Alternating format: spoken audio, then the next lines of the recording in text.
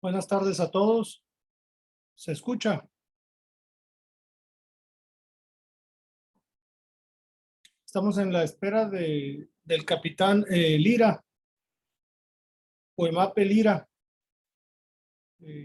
Vamos a esperar unos minutitos. No sé si ya estará conectado el capitán Lira. No lo puedo ubicar.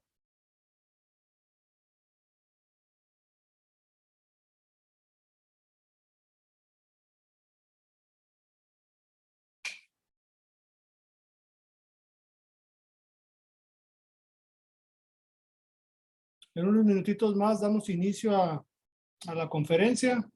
Estamos teniendo hoy unos detalles técnicos con el ponente.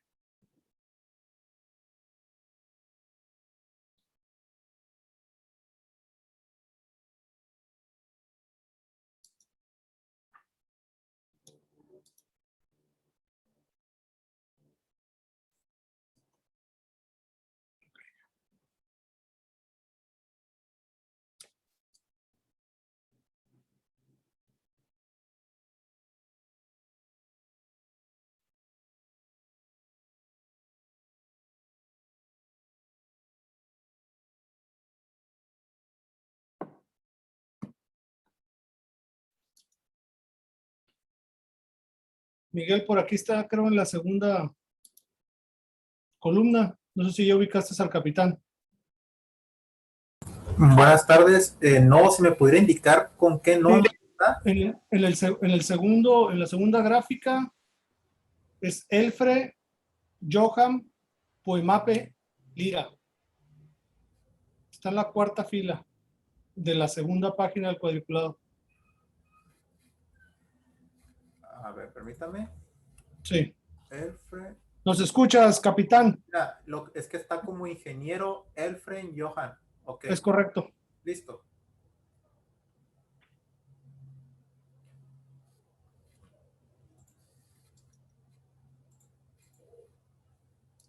Pues buenas tardes a todos. Buenas Quisiera tardes. agradecer su presencia y su participación de nueva cuenta a este ciclo de conferencias, la misma denominada La importancia del proceso de identificación, recolección y preservación de la evidencia digital en los procesos legales. Dicha ponencia estará a cargo del capitán de servicios de la Policía Nacional del Perú, Elfre Johan Poemape Lira. El capitán tiene la siguiente trayectoria. Es ingeniero en sistemas, egresado de la Universidad César Vallejo del Perú, con más de 10 años de experiencia, perito ingeniero digital forense, certificado con más de 5 años de experiencia en las especialidades de informática, telefonía, audio y video, especialización en análisis de evidencia digital en la Universidad Nacional de Ingeniería del Perú. Ha realizado pasantía de especialización en acústica forense en Colombia. Además es docente de la Escuela de Criminalística de la institución policial de los cursos Análisis de Evidencia Digital Forense y actualmente se desempeña como docente en Escuela de Oficiales de la Policía Nacional del Perú.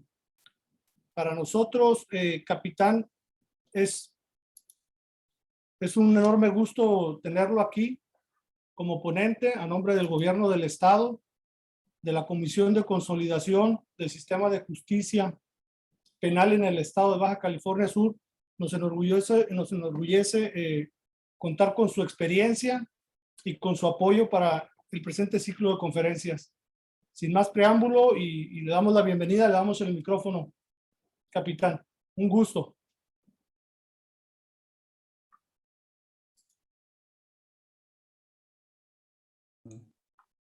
Muy buenas tardes. Creo que estamos con una hora de diferencia. Buenas tardes con todos.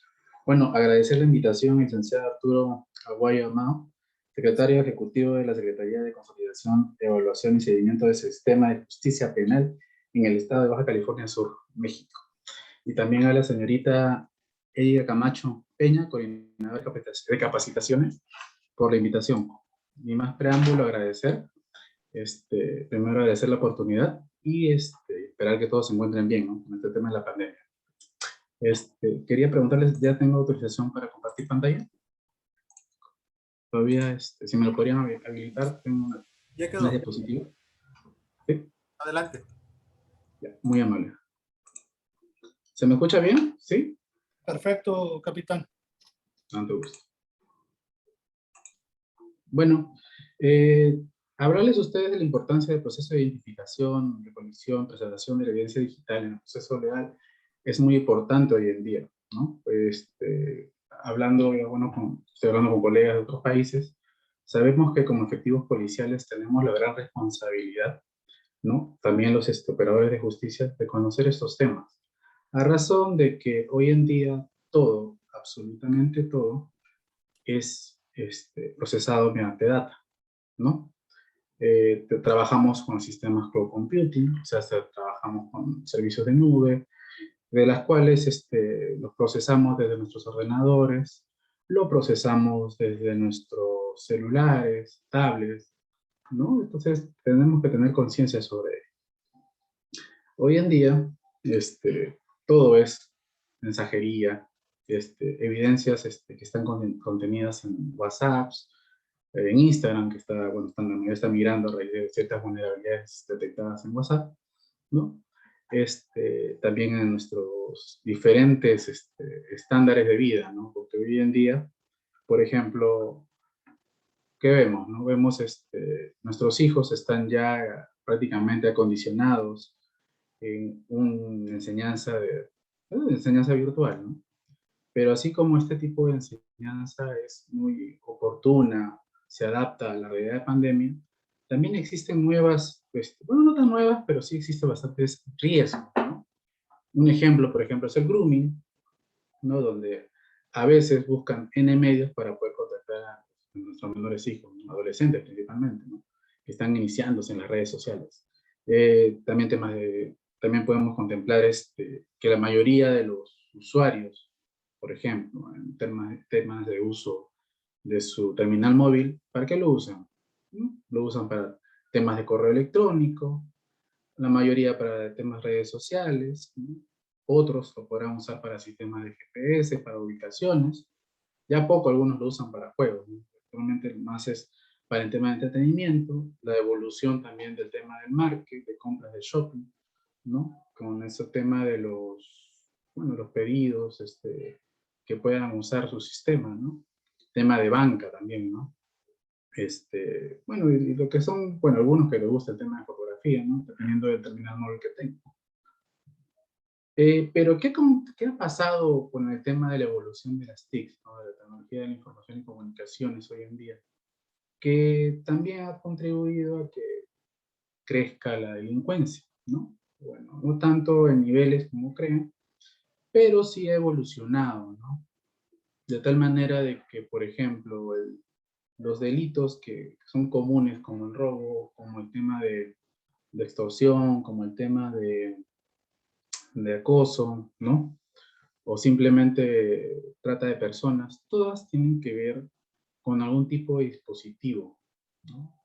Hoy en día podemos hablar de computadoras, podemos hablar de smartphones, de tablets, de cámaras, de sistemas de videovigilancia, las cuales pueden contener información muy importante, que que pueden ser tomadas ya en sí como indicios, ¿no?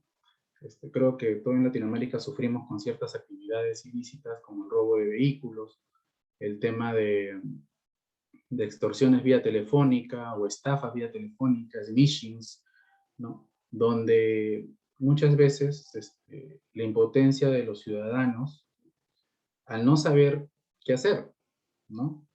Muchas veces estos señores, podríamos decirlo, denuncian una actividad y no saben cómo, y a veces bueno, pasa, ¿no? Es que a veces nuestros mismos colegas desconocen de estos temas, ¿no?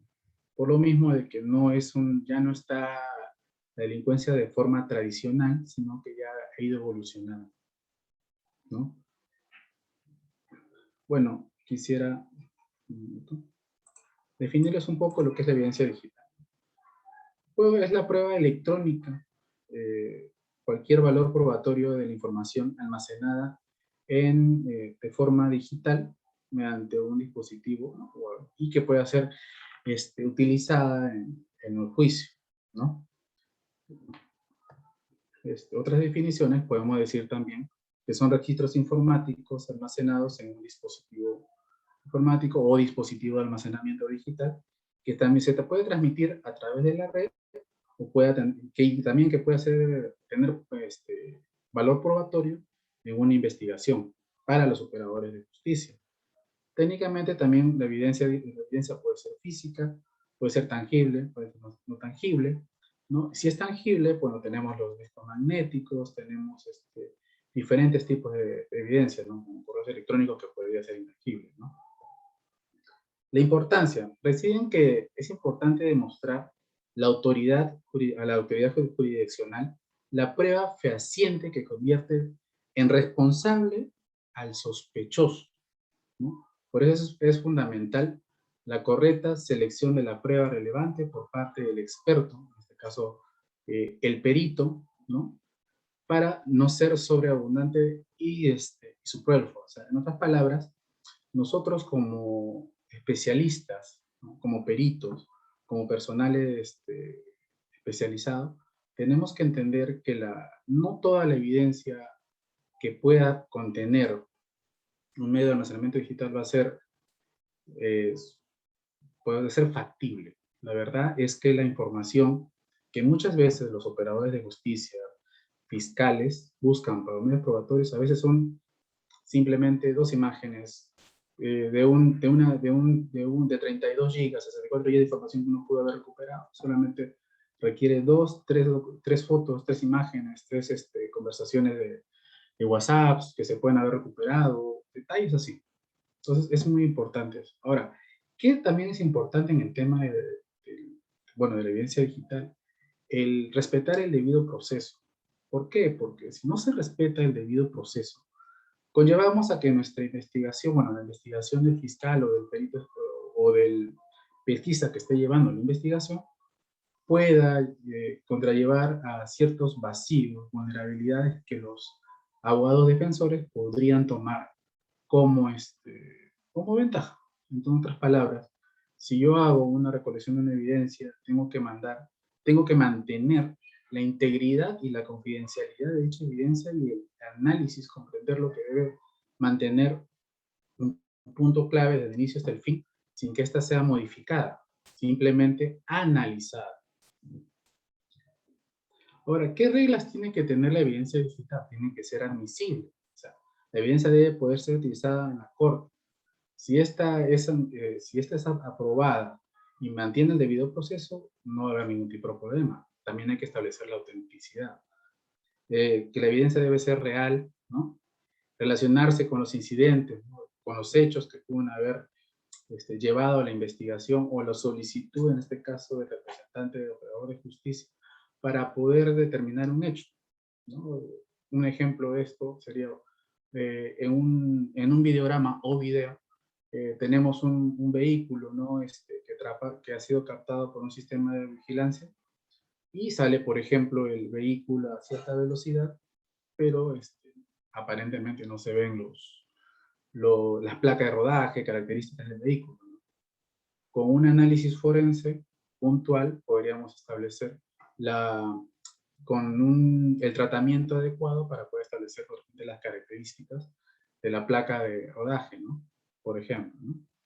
Completa, ¿no? La evidencia debe ser suficiente, demostrar perspectiva integral del incidente y poder probar las acciones e inocencia del atacante, ¿no? O sea, más que todo debe ser detallada, suficiente, ¿no? Suficiente, esto, porque muchas veces nosotros, en el ímpetu de nosotros poder llegar a la verdad, brindándole al operador de justicia cierta información que de repente no necesariamente han solicitado en el oficio de requerimiento, podría conllevar a que el fiscal simplemente te indique esta información no es relevante, por favor, te pedí esta información objetiva, solo esto necesito.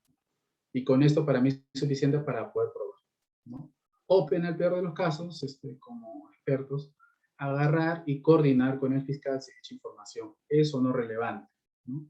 Porque también hay que entender de que hay dos perfiles, ¿no? Siempre va a haber de repente hay un fiscal que desconoce o no reconoce dicho objeto de lo que está solicitando del informe pericial, entonces se podría conllevar algo, ¿no?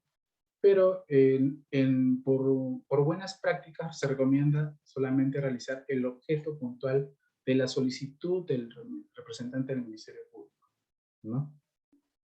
Confiable, ¿no? Hay que establecer de que la evidencia nunca va a ser manipulada, ¿no? La idea no es de que si yo tengo una computadora no va a haber información borrada, o si un terminal móvil le incauté el 5 de mayo del 2020, no me van a salir registros del 2021. ¿Por qué? Porque ya debió existir una cadena de custodia, un método específico para haber recolectado el terminal móvil o el ordenador para que no haya mayor modificación de la evidencia y no generar nuevos registros. Eso es lo más importante. Creíble, ¿no? Que en este caso ya depende mucho de lo que nosotros podamos haber hecho también en el informe pericial, donde tiene que ser entendible, que se haga simple y que pueda convencer, en este caso, al perito de peritos, pues, para que puedan ser admisibles como ya evidencia, ¿no? Eso es lo importante. Ahora, el procedimiento, con lo que le comentaba. El correcto tratamiento de la evidencia digital es fundamental para que sea admisible, haber sido obtenida respetando las garantías y los procedimientos legales, la normativa. Basado, por ejemplo, si yo voy a hacer una extracción de un terminal móvil o de un computador, ¿no? Siempre, por ejemplo, en Perú, solicitamos una autorización o una resolución emitida por un juez, porque en Perú es un derecho fundamental el secreto de comunicaciones y documentos. Entonces, no podemos ir más allá de solamente de hacer una descripción física si es que no nos dan esa autorización, ¿no? Tiene que ser justificando el tratamiento del procedimiento de obtención, preservando el análisis, la presentación ante el tribunal, respetando la cadena de custodia. Eso es muy importante, respetar la cadena de custodia, también cuyos pasos deberán de presentarse de una manera manual y de buenas prácticas, ¿no? Ahora, nosotros establecemos, bueno, como peritos, siempre es bueno establecer normas, estándares que nos puedan conllevar al uso de un conjunto de buenas prácticas. Obviamente, hablando de las ISOs, es sumamente importante. Nosotros aplicamos la ISO 27037 como base de guía para los 3 primeros procesos, que es la identificación de la evidencia, recolección, adquisición, conservación y preservación. Pero ahí viene el pero, ¿no? El tema del análisis. El análisis forense va a variar según, no solamente por el tema del perito, o depende por el país.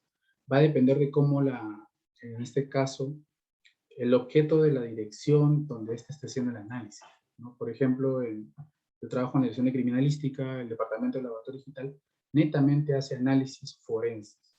No hacemos trabajo de investigación. Entonces, nosotros tenemos un tratamiento de análisis de evidencia netamente para evidencias digitales con objeto puntual de lo que nos solicita el fiscal.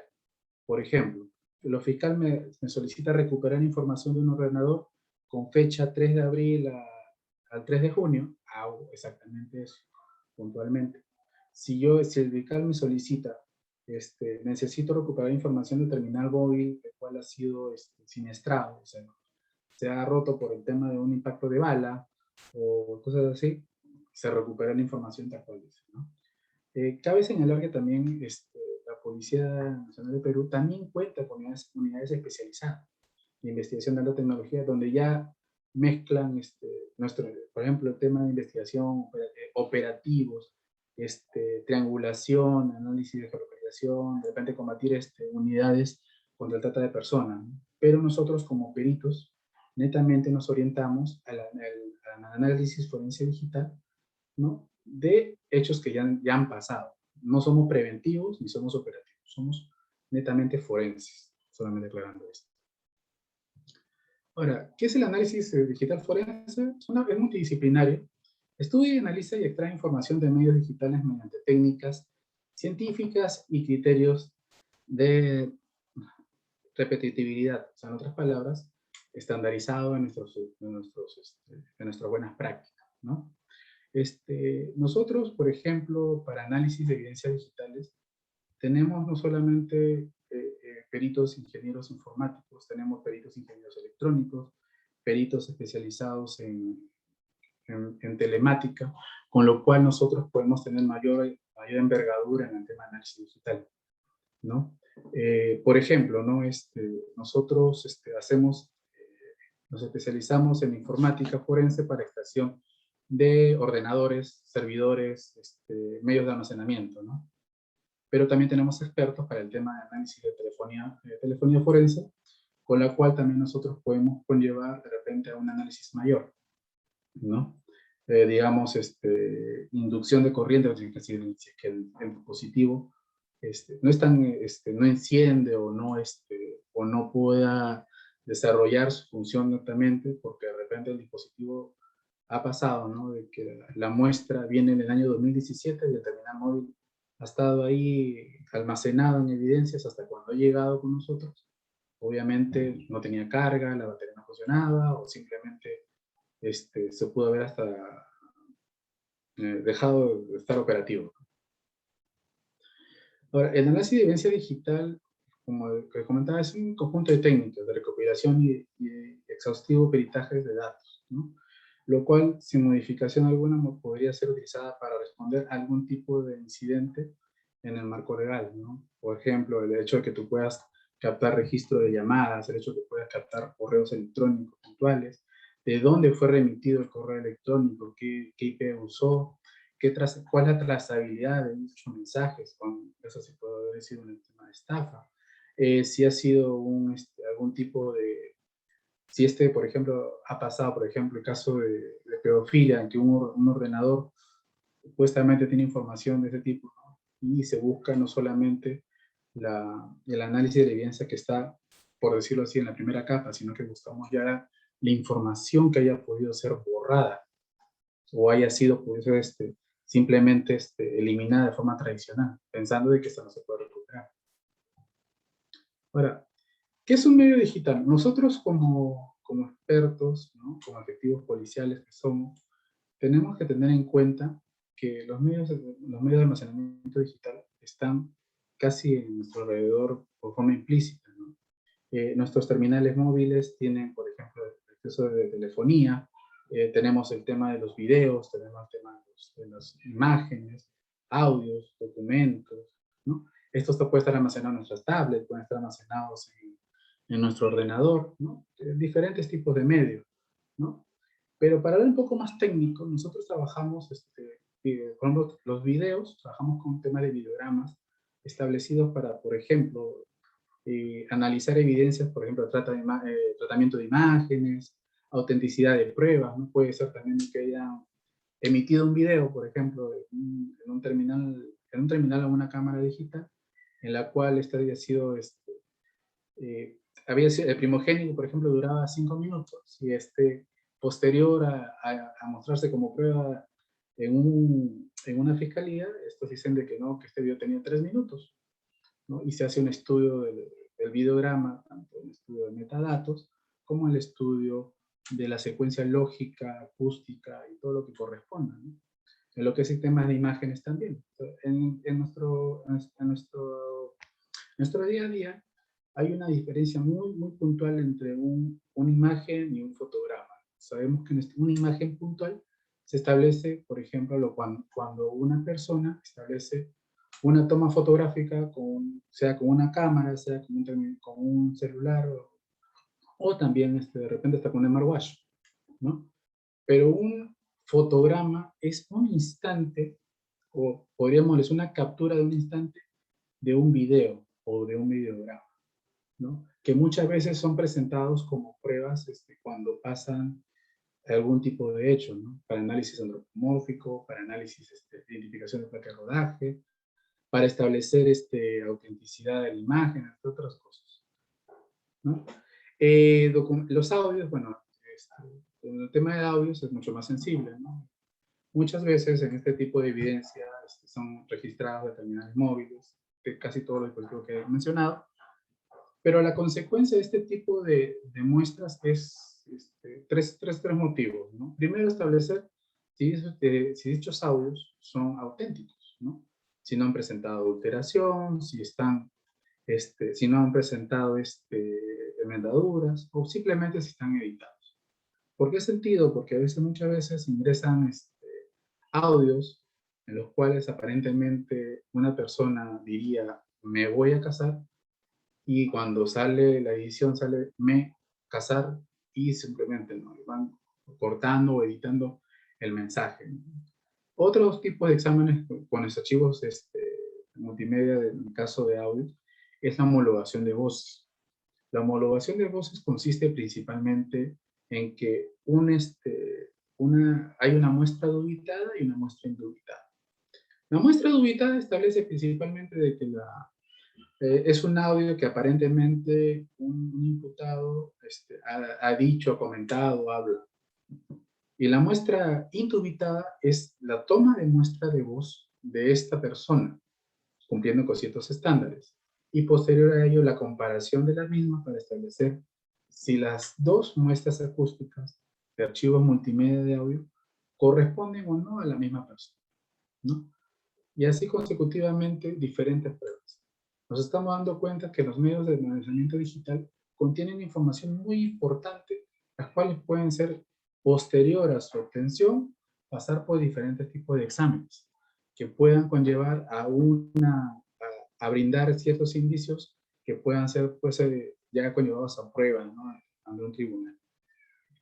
Ahora, lo que yo le estaba comentando, ¿qué tan importante es saber los metadatos en general para todos, para los operadores de justicia, para el primer y segundo interviniente, que vamos a hablar de ellos, ¿no? Es muy importante.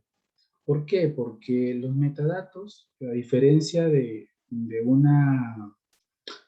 cualquier indicio físico, como una hoja de papel, o sea, un documento, o cualquier tipo de objeto que cumpla ciertas características, a niveles digitales, los metadatos son datos principales que te pueden dar fecha, que te pueden dar ciertas características puntuales del archivo. Pero no estamos hablando de esto. No estamos hablando de que clic derecho y propiedades y me van a salir los nombres, las fechas. No, esto es algo mucho más allá, ¿no? La idea de que ustedes puedan analizar metadatos es que puedas, por ejemplo, obtener información más detallada, ¿no? Acá tengo una captura, por ejemplo, de una herramienta open source que es FCTools, ¿no? El FCTools es una herramienta puntual en la cual me puede detallar metadatos que son datos en sí, que están sumamente más escondidos que lo que normalmente una persona, dándole clic derecho a propiedades a un archivo, puede obtener.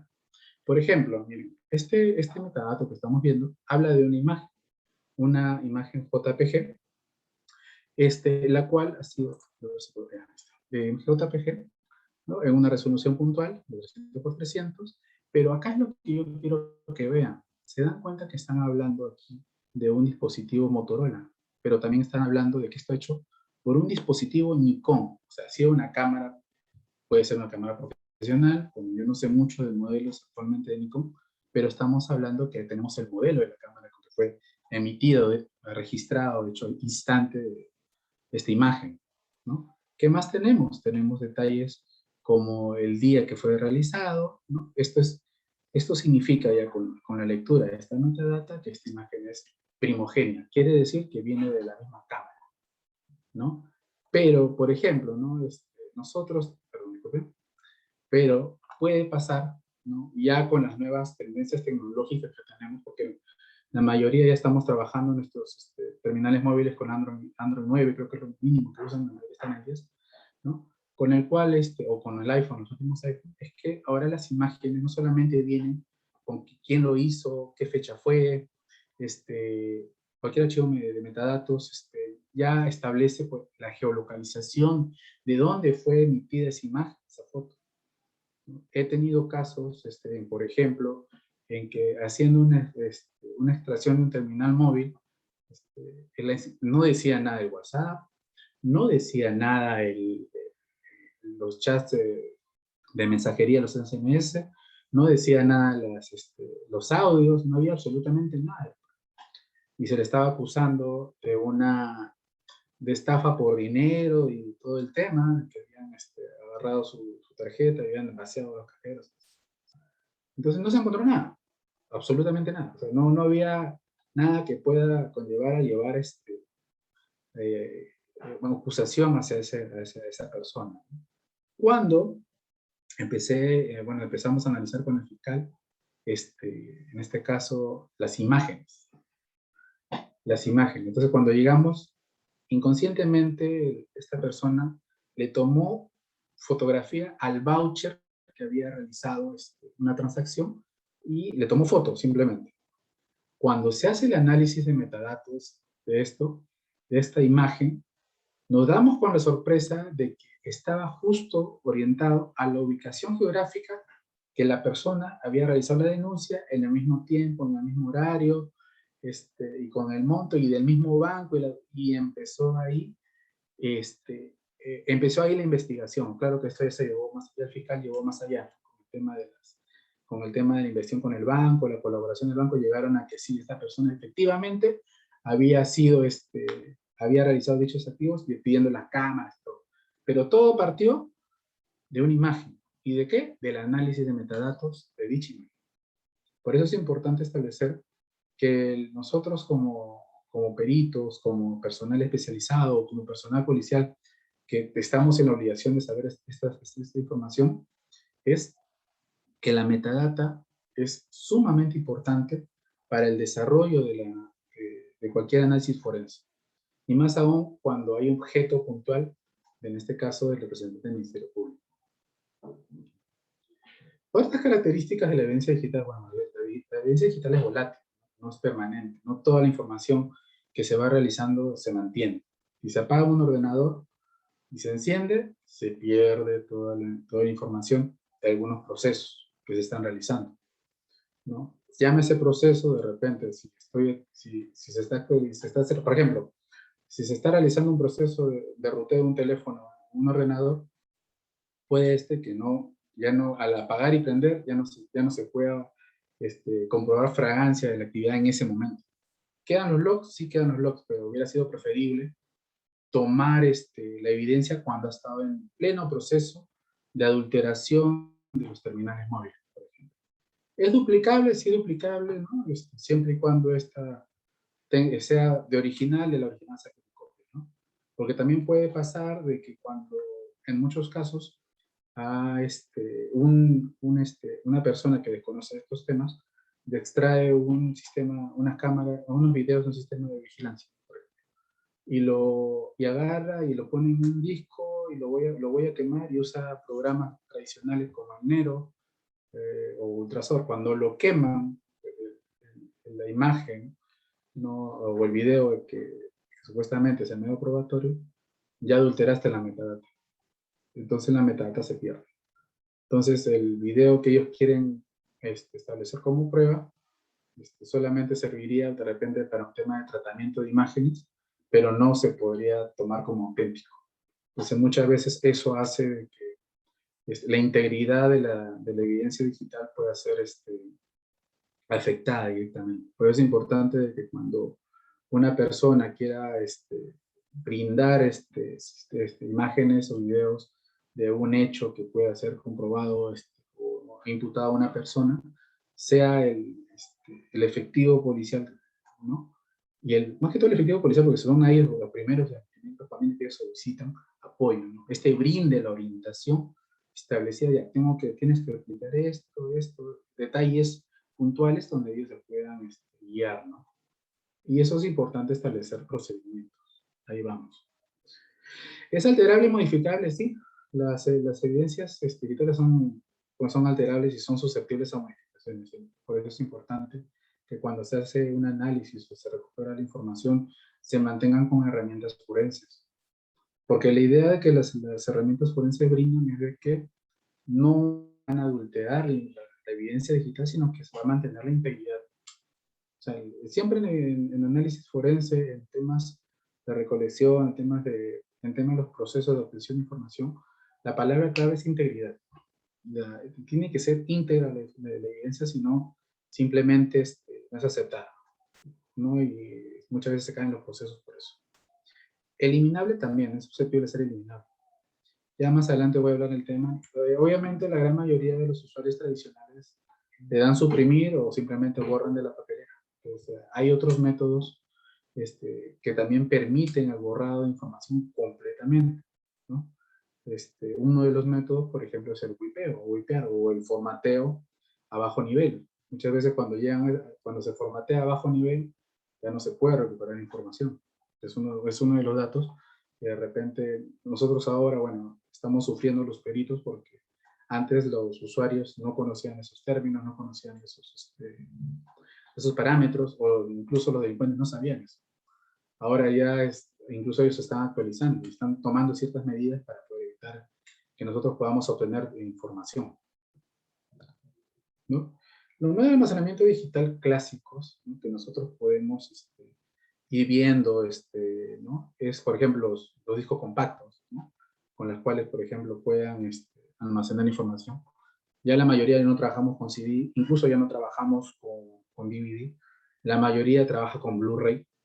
¿Por qué? Porque las evidencias por ejemplo, en el caso de los análisis de video forense, te mandan información abundante con el fin de, por ejemplo, establecer identificación de personas, análisis antropomórfico, ¿no?, que cuando se hace en colaboración con los antropólogos forenses, el tema, por ejemplo, de guardar informaciones puntuales, ¿no? Consideran algunos representantes del Ministerio Público que en Blu-ray y en CDs es menos probable que se pueda adulterar información.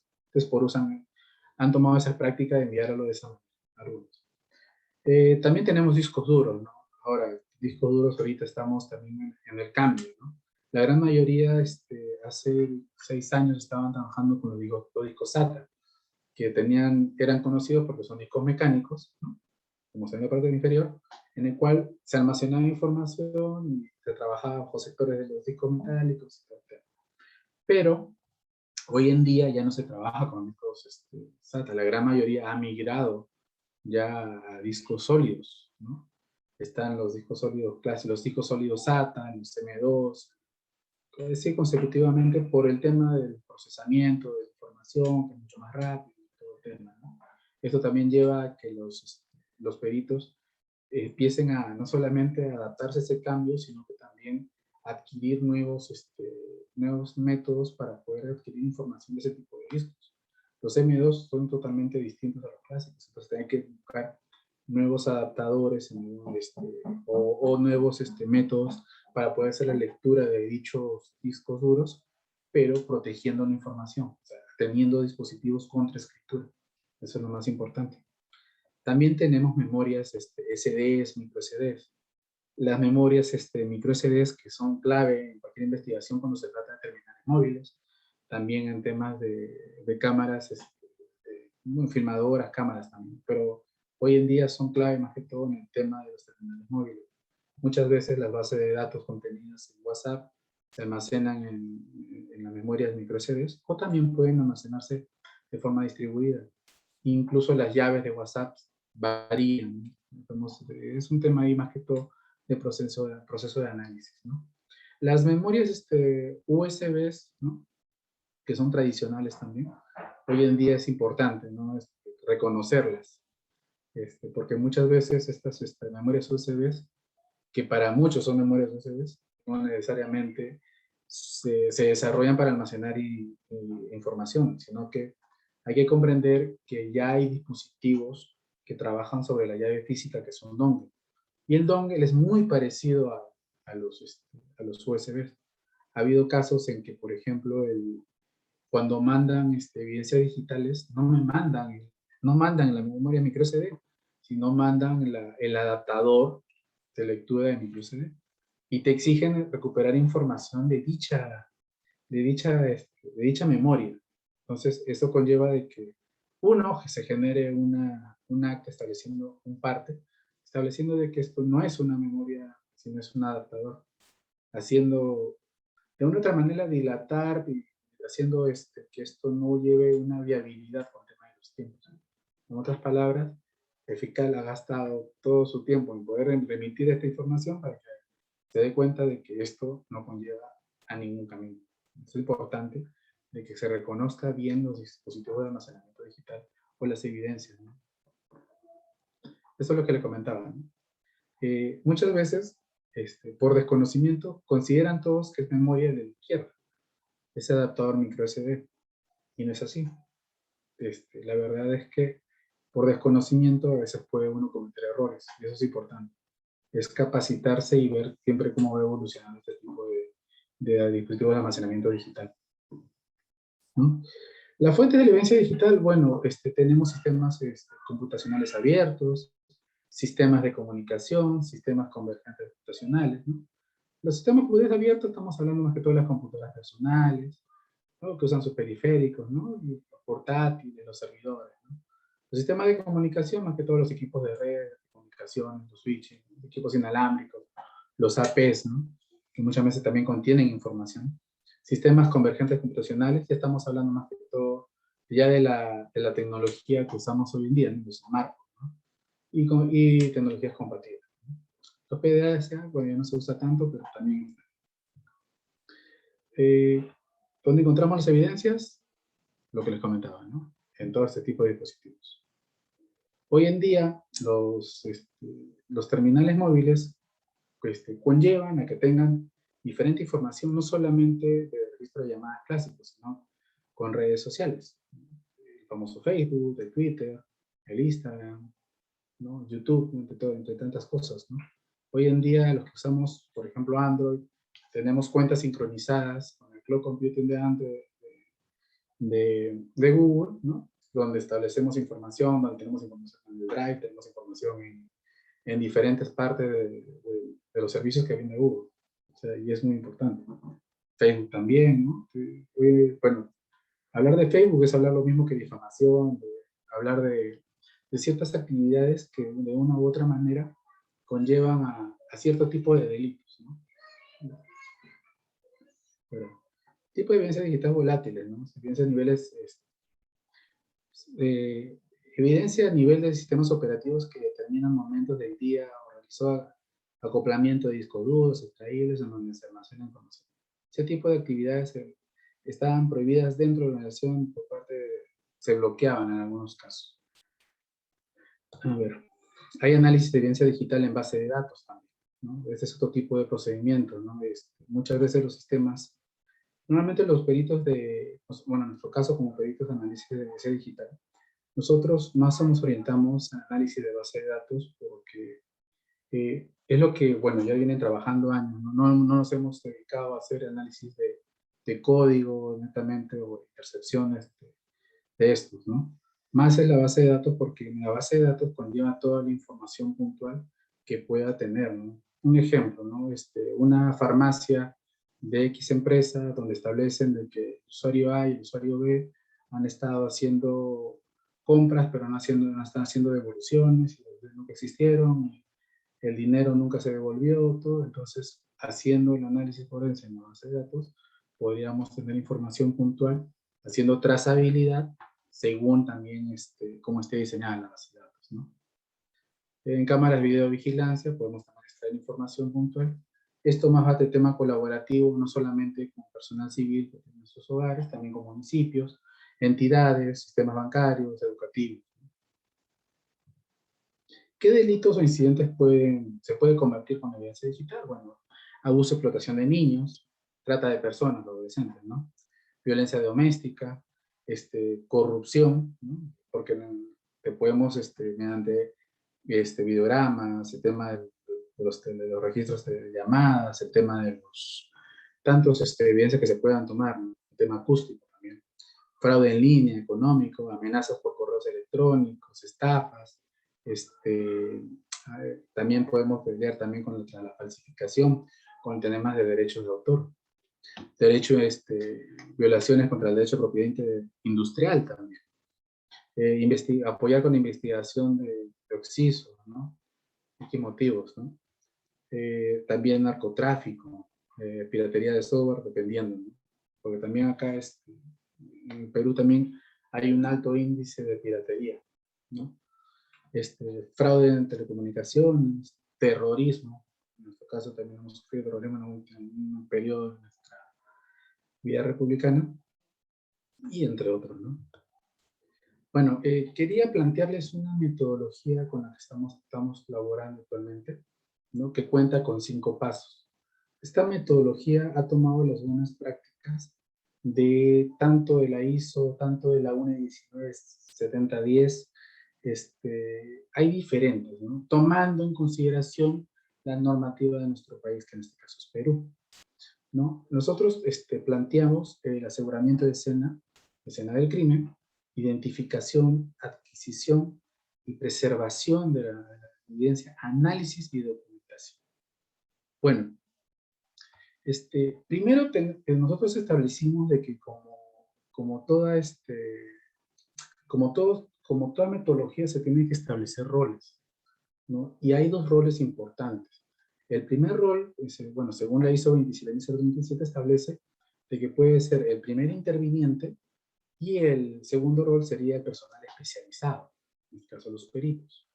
Yo me oriento mucho al primer interviniente. ¿Por qué? Porque en el primer interviniente normalmente son efectivos policiales, de uso, por ejemplo, de rondas que están en la delegación, en las comisarías, ¿no?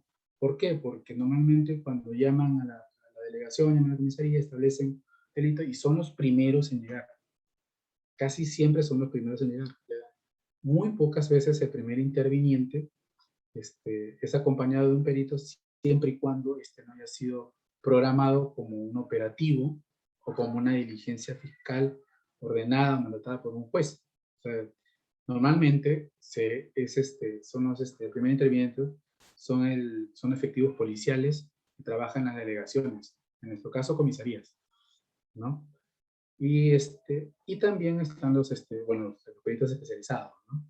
Ahora, el primer interviniente no necesariamente en esta metodología establece que sea un efectivo policial, sino que también puede tomar el rol de repente a un perito de escena de crimen, que también tiene bastante conocimiento sobre estos temas, y también el perito el perito en sí de informática, telefonía o quien corresponde en ese momento. Ahora, ¿qué consideraciones tenemos que tener? Obviamente, el primer interviniente tendrá que agarrar y establecer la escena del crimen, o sea, tendrá que verificar, aislar, proteger la escena del crimen, evitando que ésta pueda ser modificada, ¿no? Eso es lo principal, ¿no? Conservar de forma original,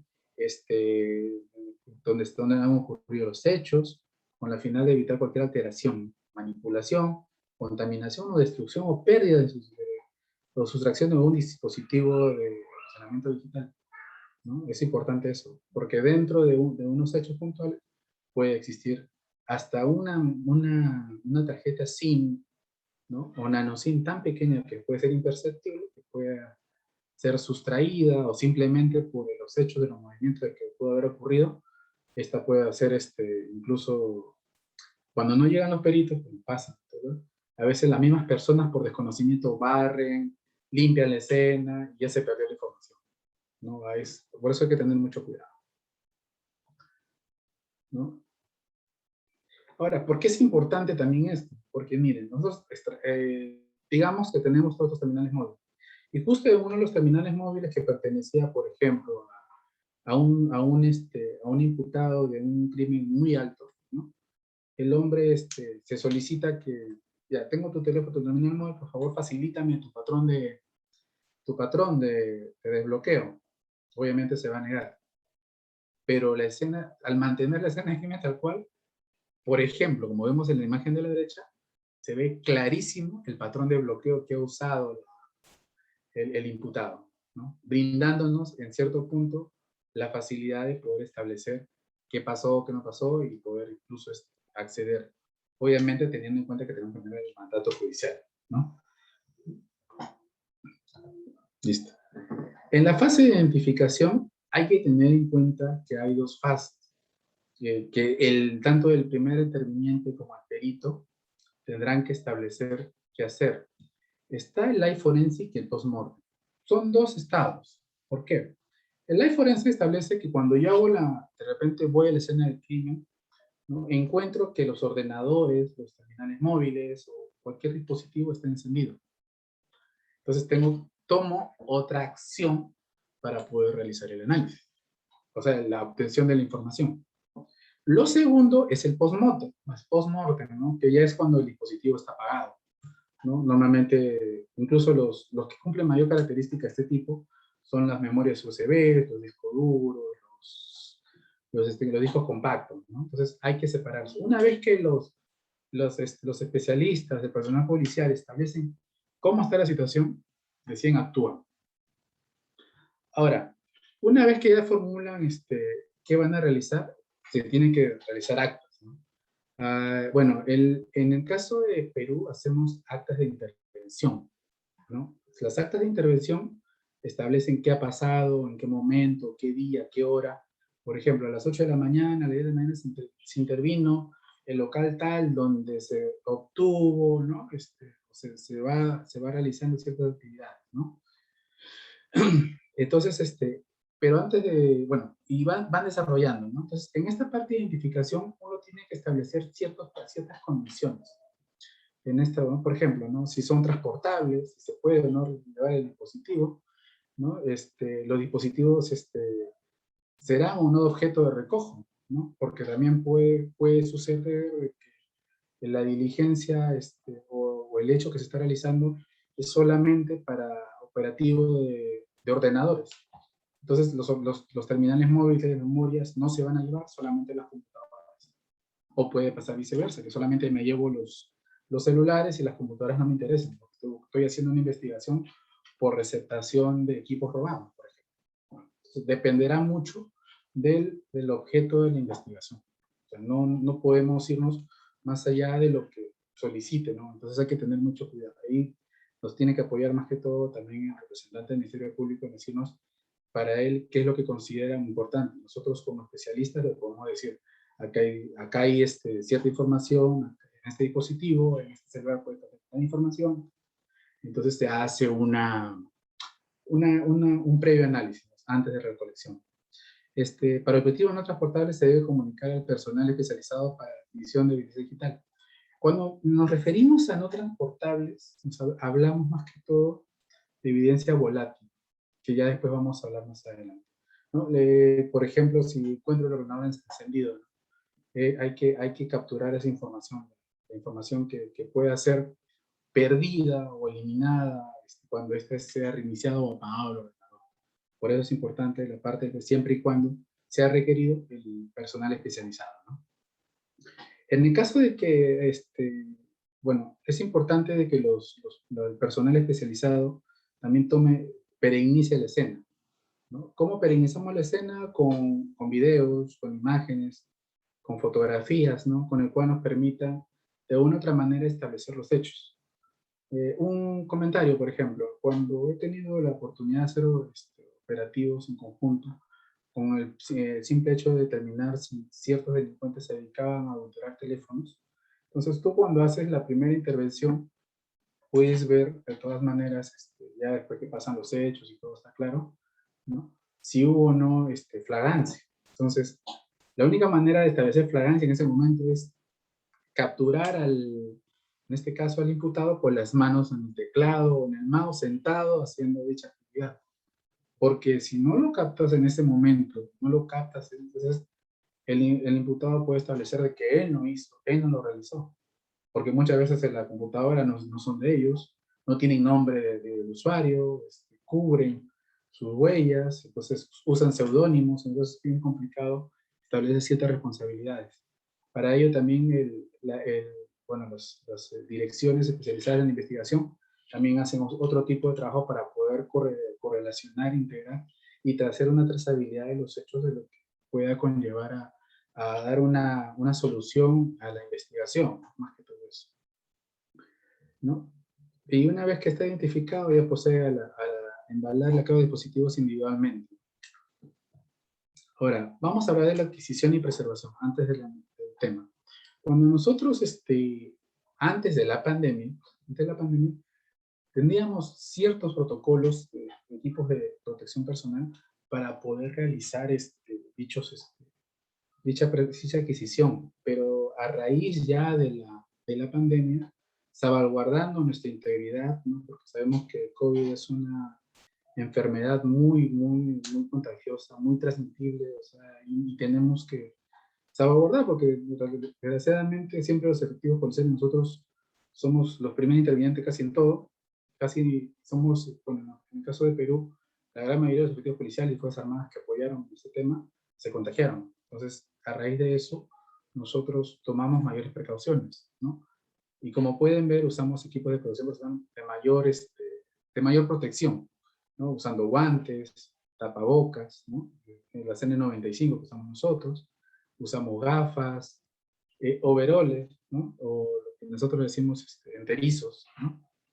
Usamos gorros dependiendo, cubre calzado si es que depende, porque también hay que entender que en una escena de crimen no solamente están los especialistas del laboratorio digital, sino está también, puede estar biología, puede estar toxicología, antropología, hay diferentes, dependiendo de la escena de crimen. Botas de protección también dependiendo, ¿no?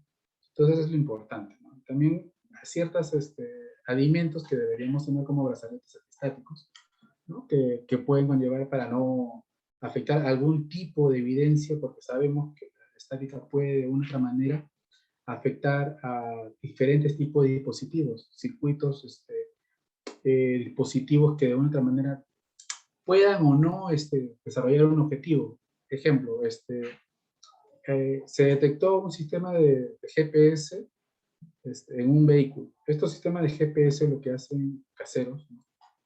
Es que desmontan toda la carcasa y solamente ponen los circuitos, ¿no? Ponen la parte de circuitos, la parte electrónica, lo embalan con cinta y lo ponen, lo pegan con imán en los vehículos. A esos vehículos que le están haciendo seguimiento por el fin de robarles en algún momento, ¿no? Entonces nosotros tenemos que tener mucho cuidado porque a veces por desconocimiento tenemos estática o tenemos algún tipo de cosa, entonces tenemos que evitar eso. Y adulterar físicamente dicha evidencia, ¿no? Porque después cuando pasamos al proceso de análisis, el perito que toque hacer ese análisis va a decir que está inoperativo. Y otros le van a decir, pero si está operativo, entonces puede haber no una correlación, sino ya prácticamente pierde sentido la investigación porque los peritos hablan diferentes cosas. Vamos a tomar el caso de un ordenador, ¿no? Vamos a un ordenador apagado. Lo primero que tenemos que verificar que no encienda, viendo características puntuales del ordenador. Hay que acordarnos que tenemos computadoras que son de escritorio, que tienen dispositivos, o sea, todo está en CPU, ¿no? Y tiene un monitor, tiene entrada, tiene teclado, tiene mouse. Ese es un ordenador clásico. Si es un ordenador como la Sony One, solamente tiene su teclado y su mouse. Si es una portátil, bueno, todo está integrado. Entonces hay que verificar con movimientos básicos como que mover el mouse, ver si por el sonido o simplemente por los indicadores LED que no esté encendido. Si no está encendido, recién ahí ya pasamos a otro proceso. Verificamos y desconectamos los periféricos, ¿no? Verificamos que no tenga memoria, cables, cualquier adicional que pueda tener, ¿no? Y identificamos bajo características qué es lo que estamos encontrando, ¿no? Por ejemplo, si está apagado, tengo que verificar que tenga discos, USB, ¿no? Todos esos detalles, antes de, ¿no? Desconectamos el cable de poder, ¿no? Obviamente no está suministrando energía, ¿no? Porque está apagado, ¿no? En el caso de una laptop, el cargador, en el caso de un imán también el transformador de corriente, ¿no? Y empezamos a registrar el modelo de este caso de los ordenadores, ¿no? En este caso, digamos, ¿no? Tengo un CPU de él, ¿no? Y sacamos las características, los puntos, todos los detalles. Recomendación, y les digo porque puede suceder, en otras palabras, es que cuando tengan un ordenador de este tipo, ¿no? Que es un tipo torre, ¿no? Clásico, estos ordenadores son susceptibles a ser abiertos, ¿no? O sea, puede ser abierto fácilmente o incluso muchas personas se les pierden los tornillos y las tapas se salen, se caen. ¿A qué voy? Es importante que no solamente perennicen el CPU por fuera, sino por dentro en este tipo de ordenadores. y verifiquen los discos duros que estén dentro de él, ¿no? Porque puede pasar, ¿no? De que cuando haga el análisis forense en ese ordenador, más adelante en el proceso de análisis, el disco duro es nuevo, es cambiado, ¿no? En el proceso de que se fue de un punto a otro punto y no se encuentra absolutamente nada. Y el perito lo que determina es que el disco duro es nuevo por las características físicas, por los metadatos establecidos, el registro de cuándo fuera instalado el sistema operativo y cosas así. Entonces, recomendación siempre perennizar en estos casos, en este tipo de ordenadores, no solamente las características del entorno, sino también lo que va por dentro. Y orientando más que todo al disco duro, ¿no? Que es lo importante. Porque también los discos duros tienen sus características, su número de serie, marca, modelo y cosas detalles. Acuérdense de eso. Ya, otra cosa, ¿no? Protegerlos, es importante proteger todo, ¿no? Obviamente lo ideal sería que sea como la imagen de la leche, ¿no? Embalar, ponerles estas protecciones de globo espuma, cartones, todo, ¿no? La realidad es que muchas veces cuando van a hacer la incautación no encuentran este detalle, pero lo ideal sería esto. ¿Por qué? Porque a veces en el traslado, no solamente de ordenadores, computadoras, laptops, imaginen que sea una all-in-one, que esté solamente embalado con papel film, ¿no? Esos plásticos, ¿no? Y que al momento de traslado, cuando llega a hacer el análisis, ¿no? Encuentran que está rota. Entonces, hay ciertas responsabilidades que van a tener que asumir ciertas personas por la cadena de custodia. Entonces, lo preferible es que sea embalada de la mejor manera, sea ordenador, sea disco duro, sea USB, sea un terminal móvil, ¿no? La verdad es que hay que tener muchas precauciones en eso.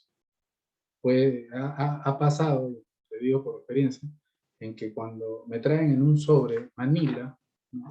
Lacrado obviamente, ¿no? Pero cuando llega el el terminal está con la pantalla trizada, casi partido en dos, porque no sé si estaban transportando una evidencia o estaban transportando algún tipo de producto agrario, ¿no? Pero de verdad que la evidencia estaba totalmente destruida, y cuando ves en el acta de incautación te das cuenta de que el dispositivo encendió, y empiezan y empieza a salir la narrativa del acta de intervención, y te das cuenta de que no tiene nada que ver con lo que estás contando en la evidencia.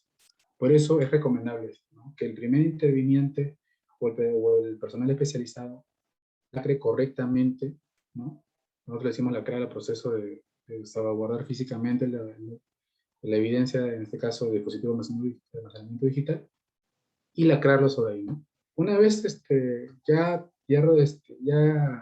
debidamente lacrado, debidamente embalado, se procede a hacer un lacrado, ¿no? En otras palabras, firman los responsables de la evidencia. Normalmente los responsables de la evidencia son tanto en este caso el representante del Ministerio Público, el perito, la persona intervenida, también si es fragancia, no que firmará el intervenido, sino firmará también el abogado defensor o también el defensor público, ¿no? Dependiendo de cómo sea el orden de los hechos, ¿no? Más adelante, ¿no? Ya cuando se hace la fórmula, de forma que se formule el acta de lacrado puntual en conjunto, ¿no? Tal ordenador, tal computadora tenía tales detalles, ¿no? Tales componentes, cosas puntuales que individualizan la evidencia, ¿no? Para que esta no pueda ser, por lo menos en ese momento, físicamente adulterable, ¿no? Se genera la cadena de custodia, ¿no? Que es muy importante en este tema de evidencia digital, y se va a remitir allá al laboratorio o a las oficinas especializadas para ya su posterior análisis, ¿no? Ahora, hablar un poquito de cuando esté encendido, ¿no? Que es exactamente el mismo proceso, pero solamente la parte encima. Si está se visualiza que está activo, lo único que se puede ver, hay que establecer sesiones de correo, detalles, cosas así. Si hay esos detalles como correos o redes sociales activas en el navegador, se pereniza por imágenes. no hacemos ningún tipo de captura o alteración del ordenador en ese momento. Entonces, también hay que tomar eso en cuenta, ¿no? Dependiendo del objeto de diligencia, se procede a considerar la volatilidad de la evidencia, ¿no? Ficheros, identificadores de evidencia digitales, ¿no? Acá hay la norma RFC 3227 establece cuáles son los estándares de volatilidad. Pues hay que tener en cuenta qué es lo que nos está pidiendo en este caso, o cuál es el objeto de lo que estamos haciendo, para poder tomar este objeto de lo que vamos a poder tener. Ahora, dentro de evidencias digitales hay que tomar en cuenta que nosotros podemos obtener cierta información. Que parezca mentira, podemos establecer datos de tiempo, con fecha, hora, procesos activos, ¿no? En el caso, por ejemplo, de que tenga un proceso, por ejemplo, de ataque de un malware, ataque de un malware, por ejemplo, un ransomware, cosas así que quisiera yo auditar, ¿no? En ese momento. Es un ejemplo, ¿no? Conexiones, ¿no? Si es un ataque de remoto a un ordenador, por ejemplo, qué tipo de IP, de qué IP pública ha sido conectado, o ha sido, está conectándose o sincronizándose, en este caso el servicio, ¿no? Y más que todo también establecer logs, ¿no? O sea, qué usuarios han conectado, qué no se han conectado, ¿no? Se puede aplicar métodos de obtención muy sencillos. Hay varios métodos para poder obtener información de la memoria RAM, ¿no? Que es donde está en sí la información volátil, ¿no?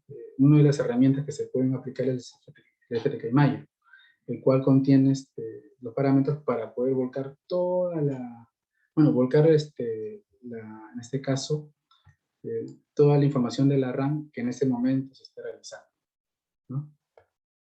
Ahora, una vez generado porque cuando te genera el volcado de memoria, pues es el término, te genera un archivo. Imagina que es un Word, un Excel, te genera un archivo.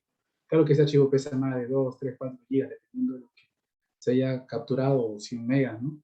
Entonces, ¿qué es lo que se tiene que hacer? Se tiene que generar un hash.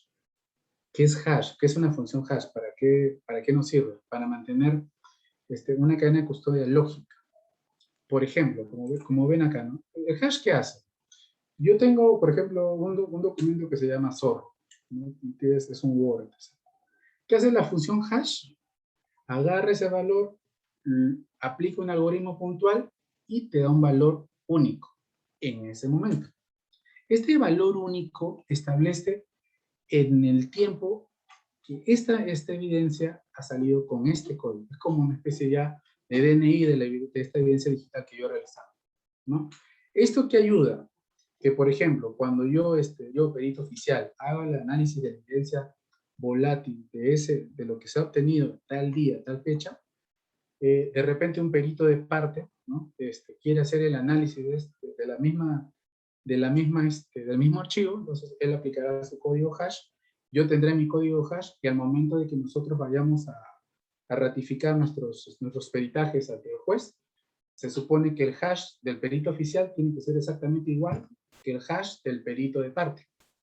Si no es igual el perito de parte, automáticamente lo que está haciendo no conlleva comparación, y sigo con el peritaje del perito oficial.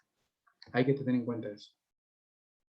Y una vez obtenido este archivo volátil, deberá ser lacrado, porque normalmente este tipo de información es almacenada en un pendrive, o dependiendo del medio de almacenamiento, tiene que ser igualmente, ¿no? Lacrado, con acta de lacrado, y también con su cadena de custodia, como un adicional en este caso, al ordenador. O sea, iría la evidencia que es el ordenador, y también la información almacenada en la RAM, por ejemplo.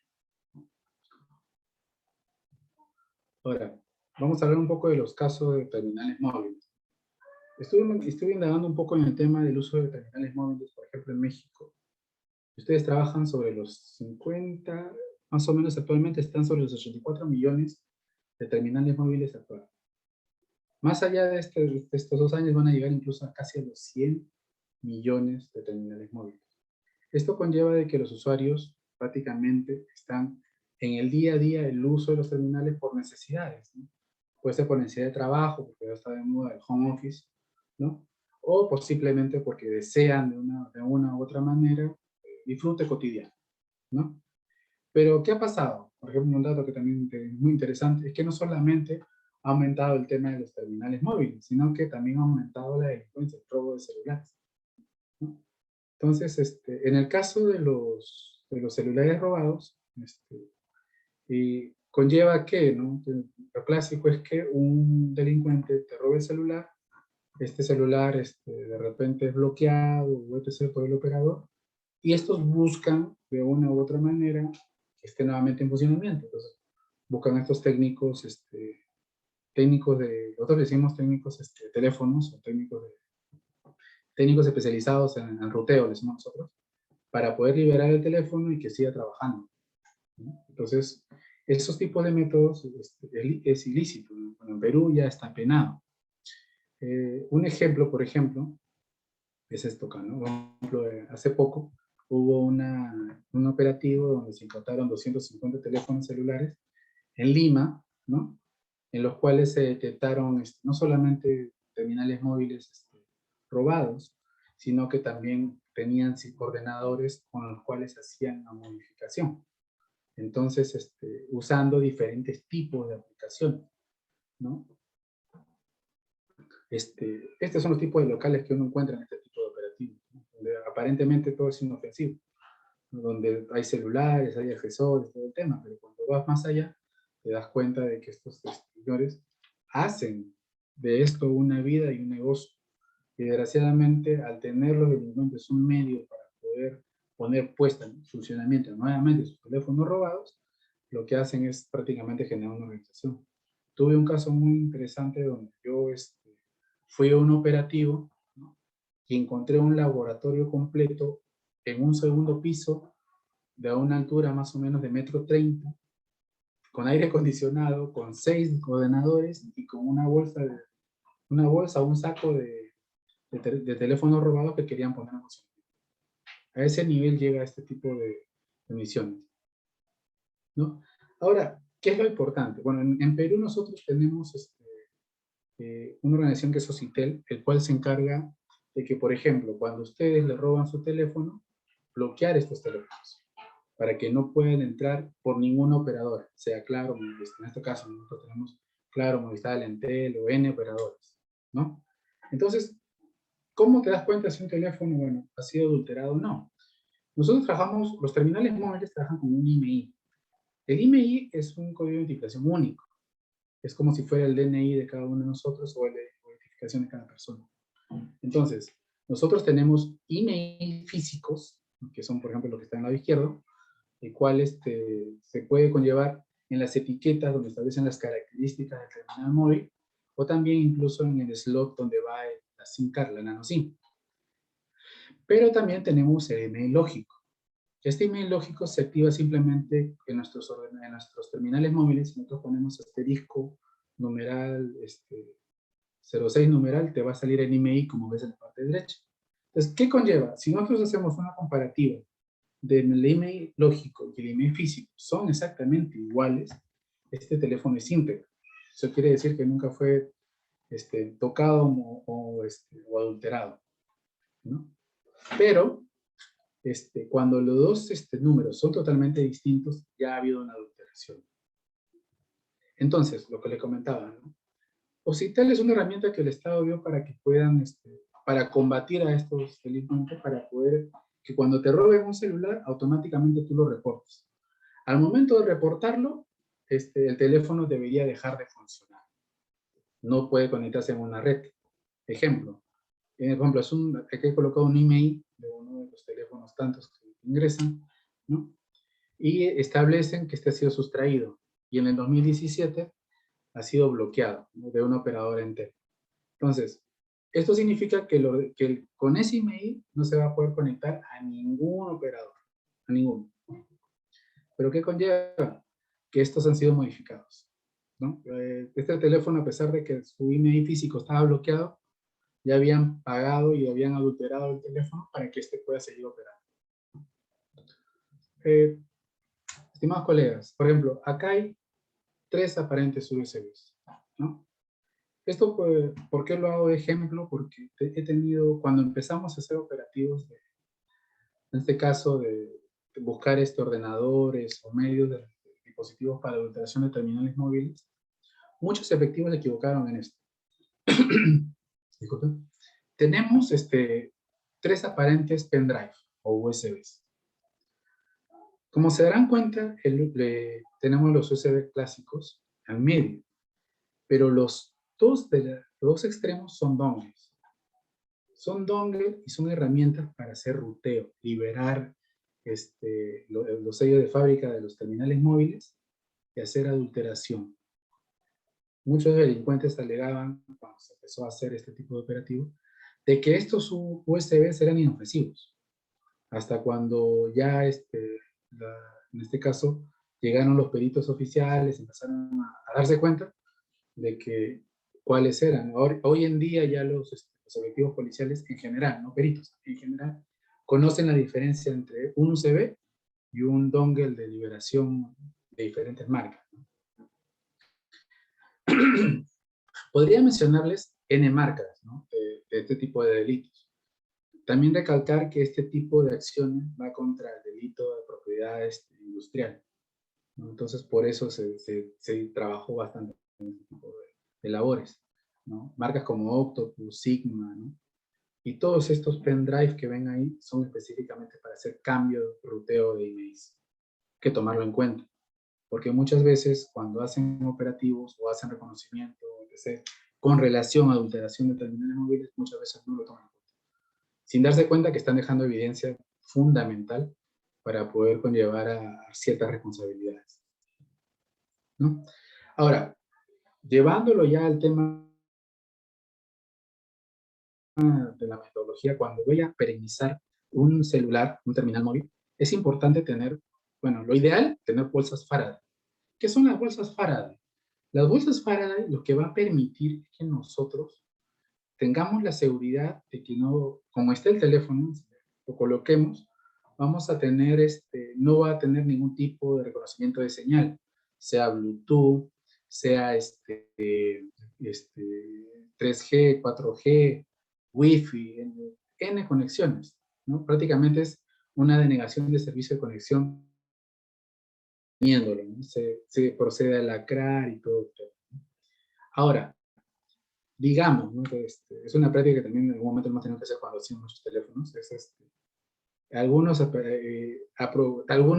métodos tradicionales antes de la bolsa Faraday era envolver el terminal móvil con bastante papel aluminio, ¿no?, para evitar de que tenga señales y todo el tema, ¿no?, salvaguardando la integridad del teléfono en ese momento.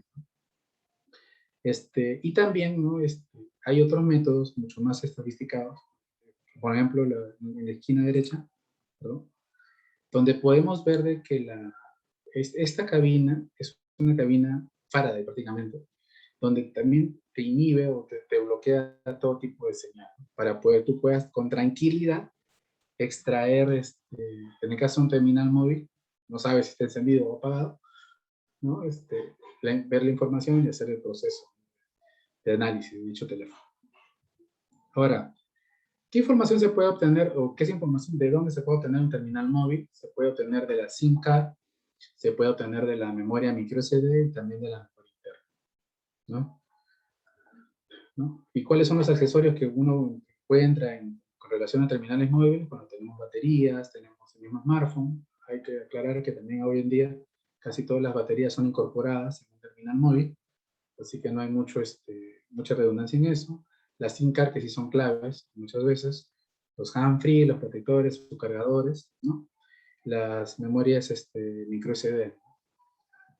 En tema de cargadores y terminales móviles, lo recalco mucho porque es muy común de que en los penales, bueno, acá en Perú por lo menos, se encuentren este tipo de dispositivos, cargadores artesanales, terminales móviles modificados, ¿no?, para poder establecer conexiones, ¿no? También es importante establecer los tipos de tamaños que tiene la SIM, ¿no? Son la SIM, la mini SIM, la micro SIM, la nano SIM, pues, ¿no?, que son los clásicos, que actualmente, por lo menos acá en Perú, hasta ahora, el tamaño mínimo que hemos trabajado es el nano SIM. Bueno, para pasar al proceso de análisis forense, nosotros primero tenemos que solicitar cierta información, ¿no?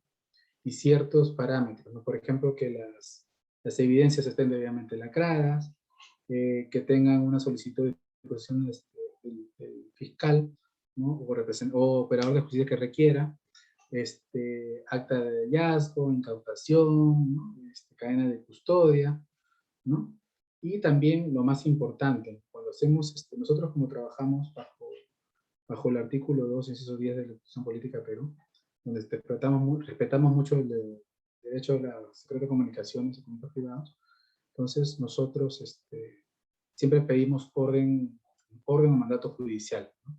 Con el cual autoriza taxativamente de que el operario, los peritos, en este caso, peritos oficiales, van a realizar en el dispositivo establecido el examen establecido para obtener la información requerida, ¿no?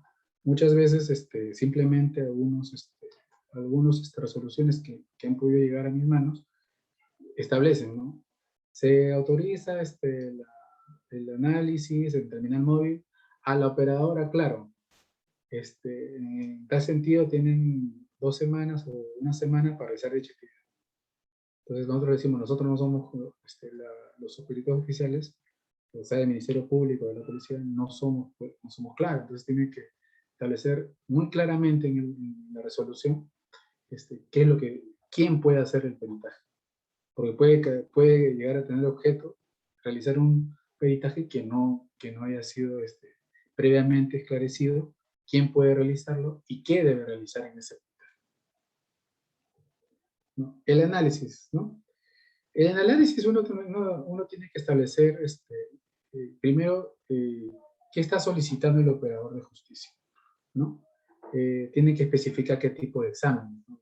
Voy a dar algunos ejemplos, ¿no? De recuperación de ficheros borrados, estudio de particiones o sistemas de archivos, el estudio de sistemas operativos, de repente hablando de acústica, de repente homologación de voces, de repente puede ser también el tema en video, por ejemplo, identificación de placa de rodaje, autentificación de video, ¿no? A ver si está sido editado, en requerimientos, ¿no? Que también es importante de que los operadores de justicia, principalmente los representantes del Ministerio Público, conozcan, amaguen, ¿no? Porque, por ejemplo, en el caso de Perú, este tema de análisis de evidencia digital está avanzando rápido y hay fiscales, obviamente, que tienen años de experiencia, pero que están entrando a este tipo de especialidad y vienen y se capacitan, mira qué examen necesito, qué resolución necesito, qué tales detalles. ¿Por qué? Porque ya esto es común. Ya en este caso con la pandemia, incluso casi todos los delitos en general abarcan una evidencia digital. El hecho de que por ejemplo, en un asalto hieren a una persona, hay una cámara siempre ahí. Murió una persona de forma extraña, un occiso, tenía su teléfono, el teléfono con quién fue la última persona que se comunicó, hubo una estafa, también hubo un ordenador, o sea, siempre hay, casi todas las acciones siempre que conlleva una evidencia relacionada con el delito.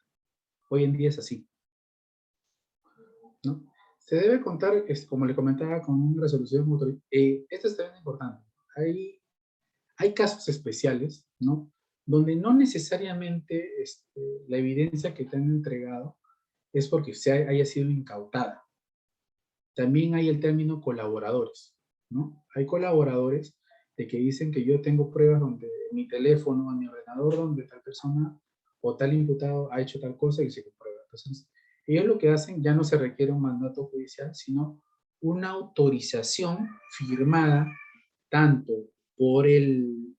en este caso, el dueño del dispositivo, como el representante del Ministerio Público y su abogado, en este caso del colaborador, que dando validez, donde establece, también es importante esto, que en la autorización diga a qué o qué es lo que está permitiendo, ¿no? Porque puede permitir de repente hacer recuperación solamente de imágenes, recuperación solamente de correos, recuperación solamente de algunas cosas puntuales que de repente no conllevan. Pues, imagínense porque ha pasado también donde la autorización te lo dice, recupera mi información. Entonces, imagina, recupera información y su disco duro es de 1 tera, si fuera una computadora, recupera información de 1 tera de información. Entonces, imagínense cuánto tiempo va a demorar el fiscal en analizar toda esa información de 1 tera. Entonces, eso es lo importante, siempre delimitar el alcance de lo que ellos necesitan, no ser tan genérico, siempre tratar de ser específico. La evidencia a analizar deberá estar debidamente lacrada, con su respectiva acta de lacrado y cadena de custodia, ¿no? Eso es lo importante. Por eso, en la etapa de recojo, ¿no? Tuvo que haberse ya debido tener toda esta documentación bien hecha, bien establecida y bien lacrada y con todo lo que corresponde. Ahora, en el proceso de analizar, ¿no? Es importante verificar la operatividad de los medios que vas a analizar.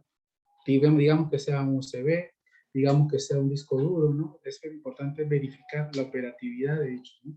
Es importante contemplar el uso de herramientas forenses para la lectura contra escritura de estos medios, ¿no? Hay herramientas hay kit de lectura de medios de almacenamiento con Tableau, que es una herramienta muy completa, donde puedes con seguridad hacer lectura, ¿no? De dichos dispositivos. También, una vez validada la operatividad del mismo, lo que nosotros procedemos a hacer imágenes forenses. ¿Con qué sentido? ¿Cuál es la idea de hacer una imagen forense de un medio? Simplemente utilizarlo tener la evidencia, en este caso un disco duro, en menor tiempo posible procesando, y solamente dedicar el análisis puntual en este caso en la copia forense.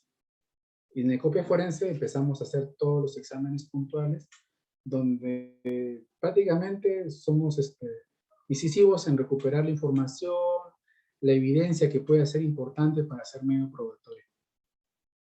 Ahora, herramientas para hacer imágenes forenses, hay herramientas para hacer imágenes forenses lógicas, o sea, hablando de software, como también físicas. El FTK Mayer, el Casey Mayer, te permiten hacer imágenes forenses de discos duros, USBs, entre otros, ¿no?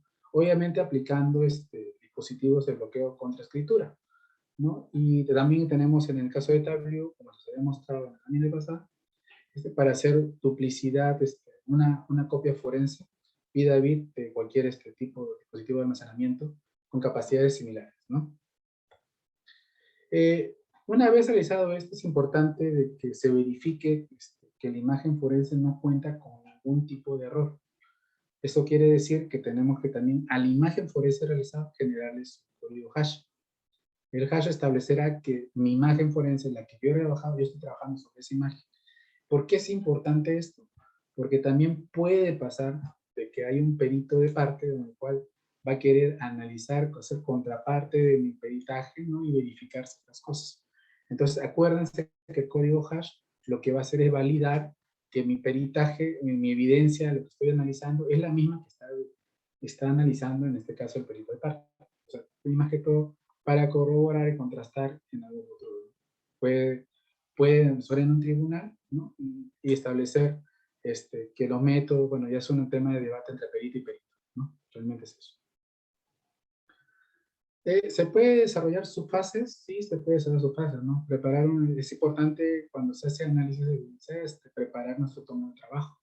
¿Qué tipo de evidencia voy a trabajar? Si voy a trabajar un ordenador, si voy a trabajar un terminal móvil, de repente un DVR, ¿no? De repente no voy a trabajar ese tipo de evidencia, de repente voy a trabajar otro tipo de medios de almacenamiento u otro tipo de evidencia. O sea que hay que preparar nuestro tomo de trabajo.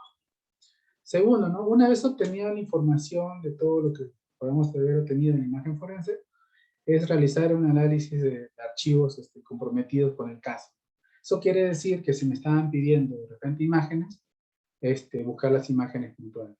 Si me pidieron buscar imágenes de contenido de índole sexual, también, ¿no? Ahora, obviamente, esta parte va a depender mucho de las herramientas forenses con las que cuente el perito, ¿no? Lo ideal es que tengas herramientas puntuales que te puedan automatizar y acortar el periodo de análisis de dicha información.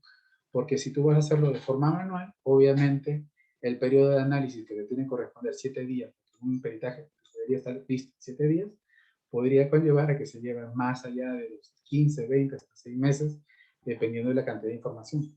Ustedes se imaginan de que puedan recuperar información de imágenes y tienen más, no sé, pues más de 300.000 imágenes y establecer una por una si es de índole sexual, van a demorarse una vida.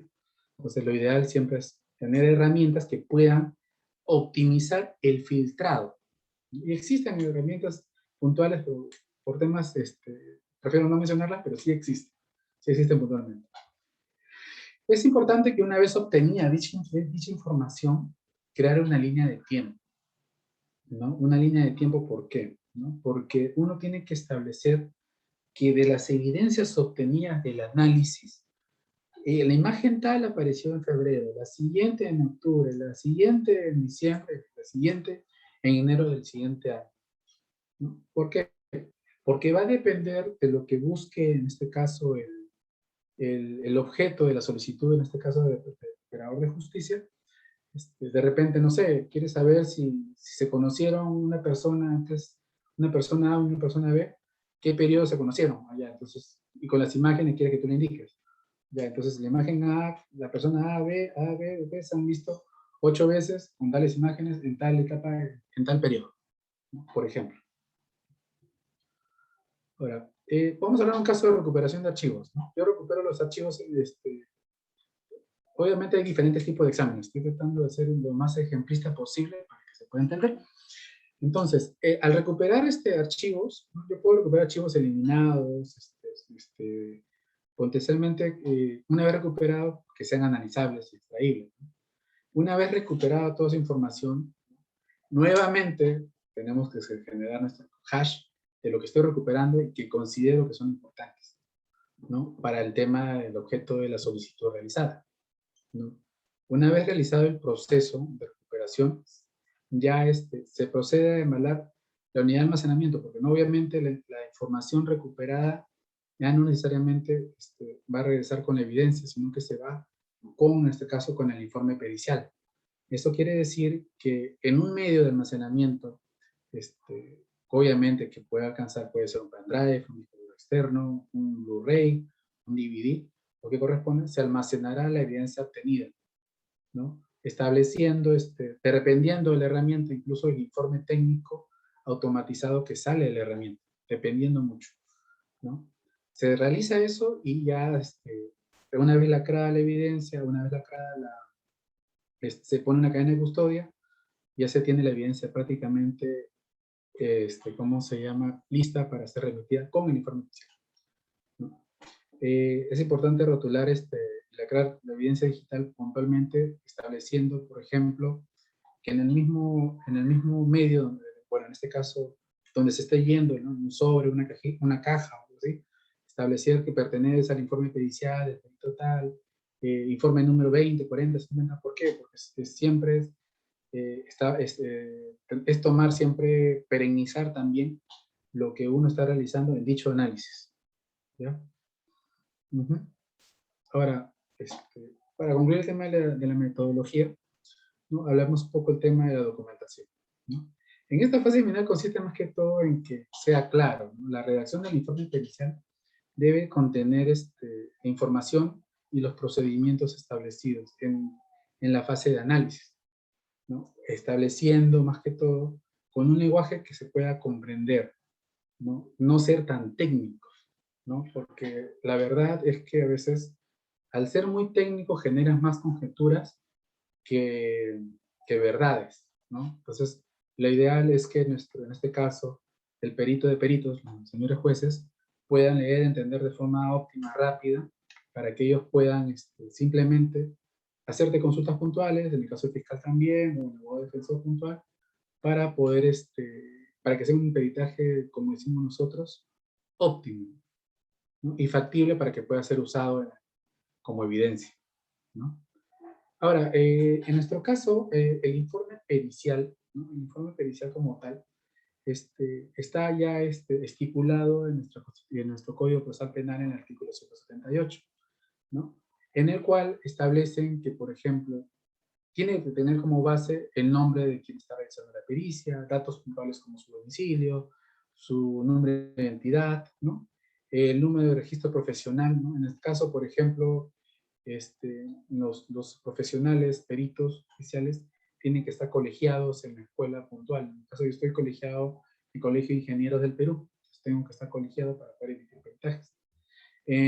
También ya en el segundo punto, descripción de la situación, estado, hechos que sea persona sobre lo que se está realizando el peritaje, la exposición detallada de lo que se está realizando, comprobando en relación al encargo o el objeto de la pericia, la motivación de por qué se está haciendo, en este caso, el informe pericial. En este caso, se puede describir de repente un delito, ¿no? El objeto de la pericia en relación al delito, de repente hurto, de repente difamación, de repente un delito por tema de propiedad intelectual, propiedad industrial, entre otras cosas, ¿no? Indicación de los criterios científicos y técnicos. Estamos hablando de los métodos, la metodología que se va a aplicar o se ha aplicado para hacer dicho análisis, ¿no? Y las conclusiones, ¿no? Que tienen que ser conformes. Muchas veces las conclusiones, el perito no necesariamente tiene que ser tan extenso, simplemente puntualizar en los casos por ejemplo, si yo he hecho una extracción de una información contemplando de que tenía que buscar información tal, diría que se logró hacer la extracción de dicha información elaborada tal. ¿No? Digo porque a veces los informes periciales, si bien es cierto, son el documento importante, el que dictamina, también hay documentos adicionales que pueden ser como informes técnicos, ¿no? Una vez terminado el informe pericial, tiene que ser firmado por el perito, ¿no? Con firma y posfirma, lo que indica la normativa en el caso del Código Procesal Penal. Pero va a depender mucho, porque hay muchos casos en que las investigaciones o el análisis forense es tan complejo que no firma un perito, sino firman 2 peritos, o hasta 3, dependiendo de la complejidad y la cantidad que sea este tipo de investigación, ¿no? Acá les traigo un modelo, por ejemplo, estructurado de cómo es más o menos un informe pericial. Nosotros le ponemos la procedencia o la solicitud en el cual fue requerido. La referencia es más que todo orientada a quién lo solicitó. De repente un juzgado, una fiscalía, de repente un departamento de investigación policial, ¿no? Los nombres de los peritos, la dirección laboral, en este caso donde todos trabajamos, el tipo de examen que se va a realizar o se ha realizado, el documento más importante, la autorización, la resolución judicial o autorización de quien esté autorizando el análisis de este caso. En este caso nosotros trabajamos con número de muestra. Cada evidencia digital tiene un número de muestra, ¿no? Descripción de la misma, ¿no? El motivo del examen se pone específicamente, objetivos del examen, recuperar información, análisis de autenticidad, todos los métodos que puedan, ¿no? Establecer el método que se va a aplicar, método de análisis, técnico descriptivo, exploratorio, lo que se corresponde, ¿no? El análisis de la muestra, nuestras conclusiones y anexos, ¿no? Nosotros sí ponemos anexos porque a veces puede conllevar de repente un informe técnico. En el caso de las extracciones de telefonía móvil, generan un reporte, dependiendo de la herramienta forense que se aplique, ¿no? Puede ser una herramienta tipo Celebrate, tipo Mobile Edit, tipo Action, o hay tantas herramientas que se pueden aplicar, ¿no? Recalcar, ¿no?, que nosotros nos mandamos netamente con el artículo 2, inciso 10 de nuestra Constitución para poder hacer análisis, para no vulnerar los derechos fundamentales del caso del ciudadano, ¿no? ¿Quién establece, quién puede vulnerar esto? Solamente con el mandato, resolución, mandato motivado por juez. Gracias, señores. Disculpe, creo que es un poquito extenso la explicación, pero creo que es importante. Solamente para concluir, es importante que nosotros conllevemos un debido análisis del inicio hasta el fin, manteniendo la integridad. Es lo que quiero que siempre tengan presente.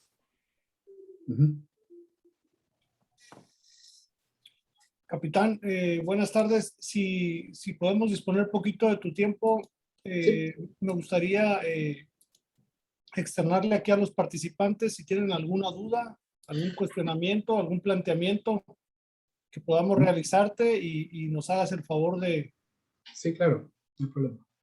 de comentarlo. A los participantes se les invita, si tienen alguna consideración, alguna duda, alguna pregunta que quieran hacerle al ponente, por favor levantar la mano para que enseguida les activen el micrófono. O lo pueden escribir también a través del chat.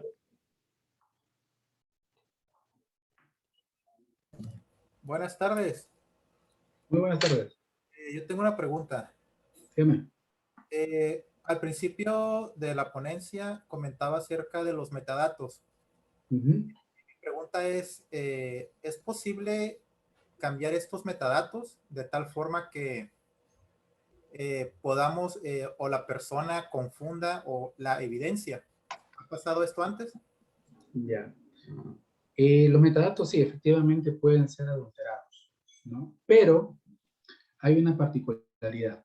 Los metadatos cuando son adulterados, muchas veces son adulterados a niveles de cabecera.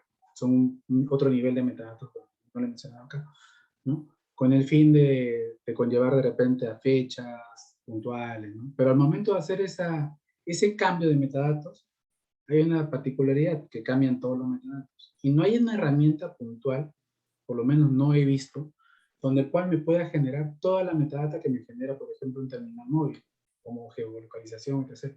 Hay herramientas que me generan solamente cambio de fechas, ¿no? O simplemente he visto casos en los que modifican la cabecera para que el archivo se considere dañado y se anule la prueba. Sí considerar de que al hacer un análisis de cabecera puntual, se puede reestructurar el archivo y recuperar. Muchas gracias. ¿Listo? Hay otra pregunta aquí, capitán, no sé si sea en el mismo sentido, es de José Luis Esquivel Sánchez.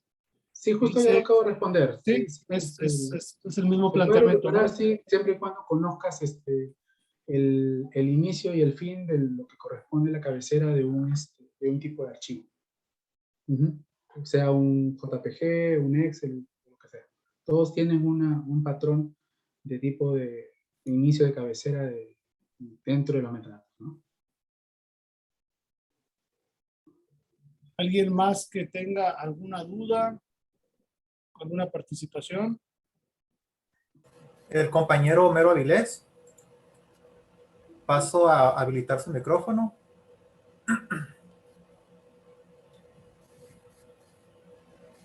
Compañero Homero Avilés.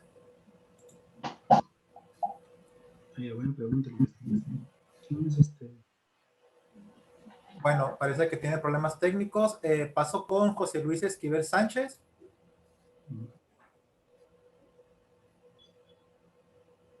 ¿Viste una pregunta acá?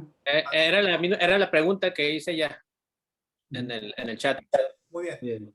Paso con Yulisa Juguets Morales Núñez.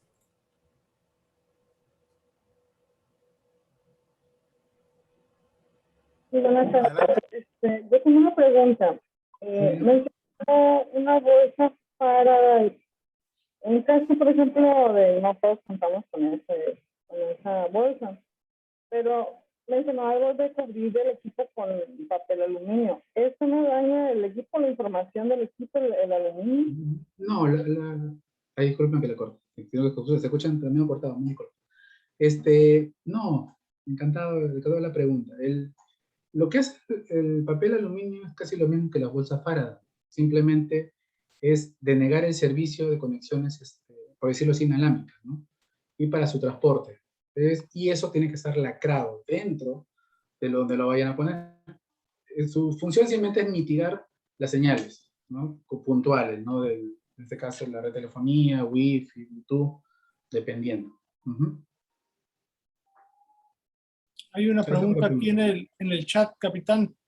Es de Roberto Javier Estrada Vilés. Dice, en el caso de la cadena de custodia con equipo no encendido, ¿se fijan a través de medios fotográficos y de qué manera se transporta el equipo cuando está encendido?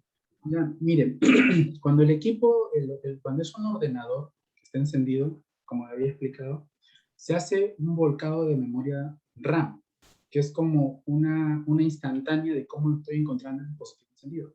Al generar ese volcado de memoria RAM ya almacenado, yo automáticamente lo apago. Se apaga, porque ya tengo la información de ese estado, se apaga y se almacena y se lacra con todos los pasos que le he comentado. Y obviamente es correcto lo que dicen, tiene que periodizarse fotográficamente, filmando lo que se está haciendo, para que haya, se respete el debido proceso en todo el acto.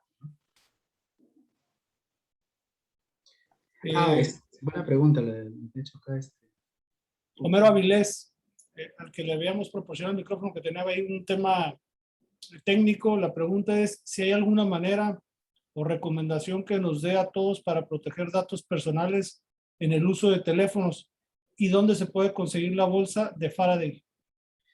Bueno, recomendaciones para poder salvaguardar tu información. Complicado realmente, porque nosotros como, hay modelos bueno, hablando de seguridad de información, ¿no? Nosotros tenemos que establecer puntos puntuales, ¿no? Establecer detalles como bloqueo de pantalla, establecer servicios de control de dispositivos, ¿no? Si se me pierde, tener la posibilidad de bloquearlo, borrar información, detalles así. Pero si hablamos a niveles forenses, casi es imposible no recuperar información. Lo que tendría que hacer es quemar el teléfono, destruirlo. Porque ya nuestro trabajo es recuperar información de estos terminales, ¿no? O sea, y desgraciadamente, incluso, con paréntesis, tenemos métodos, estamos en el proceso de edición en el laboratorio, de metodologías como GTAC, como CHIFOF, para recuperar información no solamente por métodos tradicionales como conectar en teléfono por cable, sino por netamente análisis de procesadores a nivel circuitos. Entonces, ya no vale de que, me ha pasado de que te rompen la entrada de datos, con eso no saco nada, ¿no? Ya no, ahora abro el teléfono, lo desmonto, saco el chip del procesador y puedo hacer información. O sea, a ese nivel está.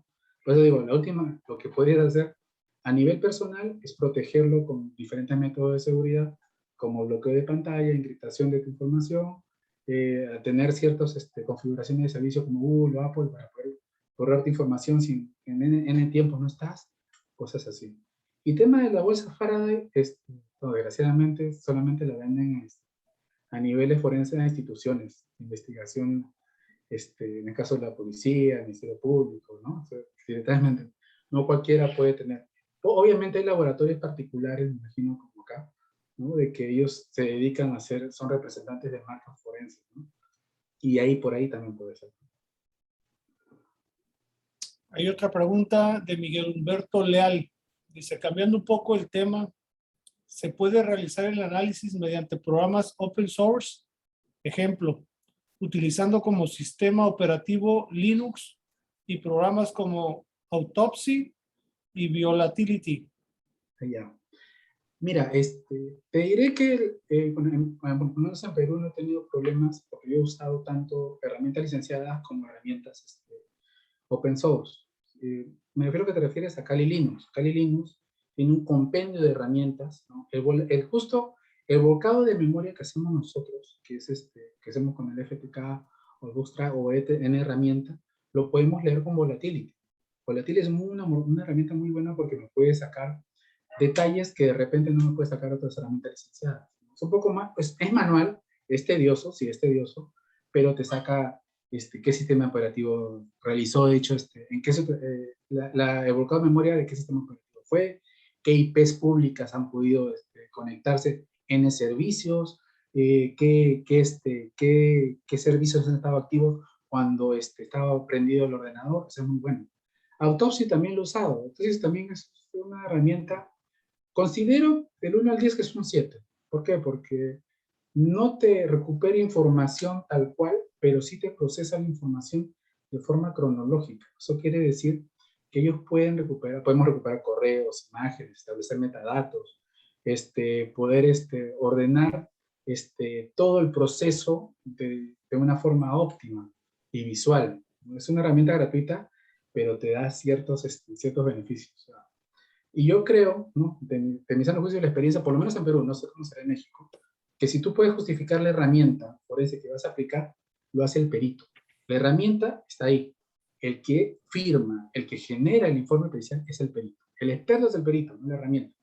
¿Me dejo entender? Entonces tienes que tener siempre presente eso. Puedes tener herramientas certificadas, puedes tener herramientas open source, pero si no sabes justificar lo que estás haciendo, simplemente es una herramienta. ¿Me dejo entender? Perfecto. Ujú. Hay otro cuestionamiento aquí de Madaí Leiva.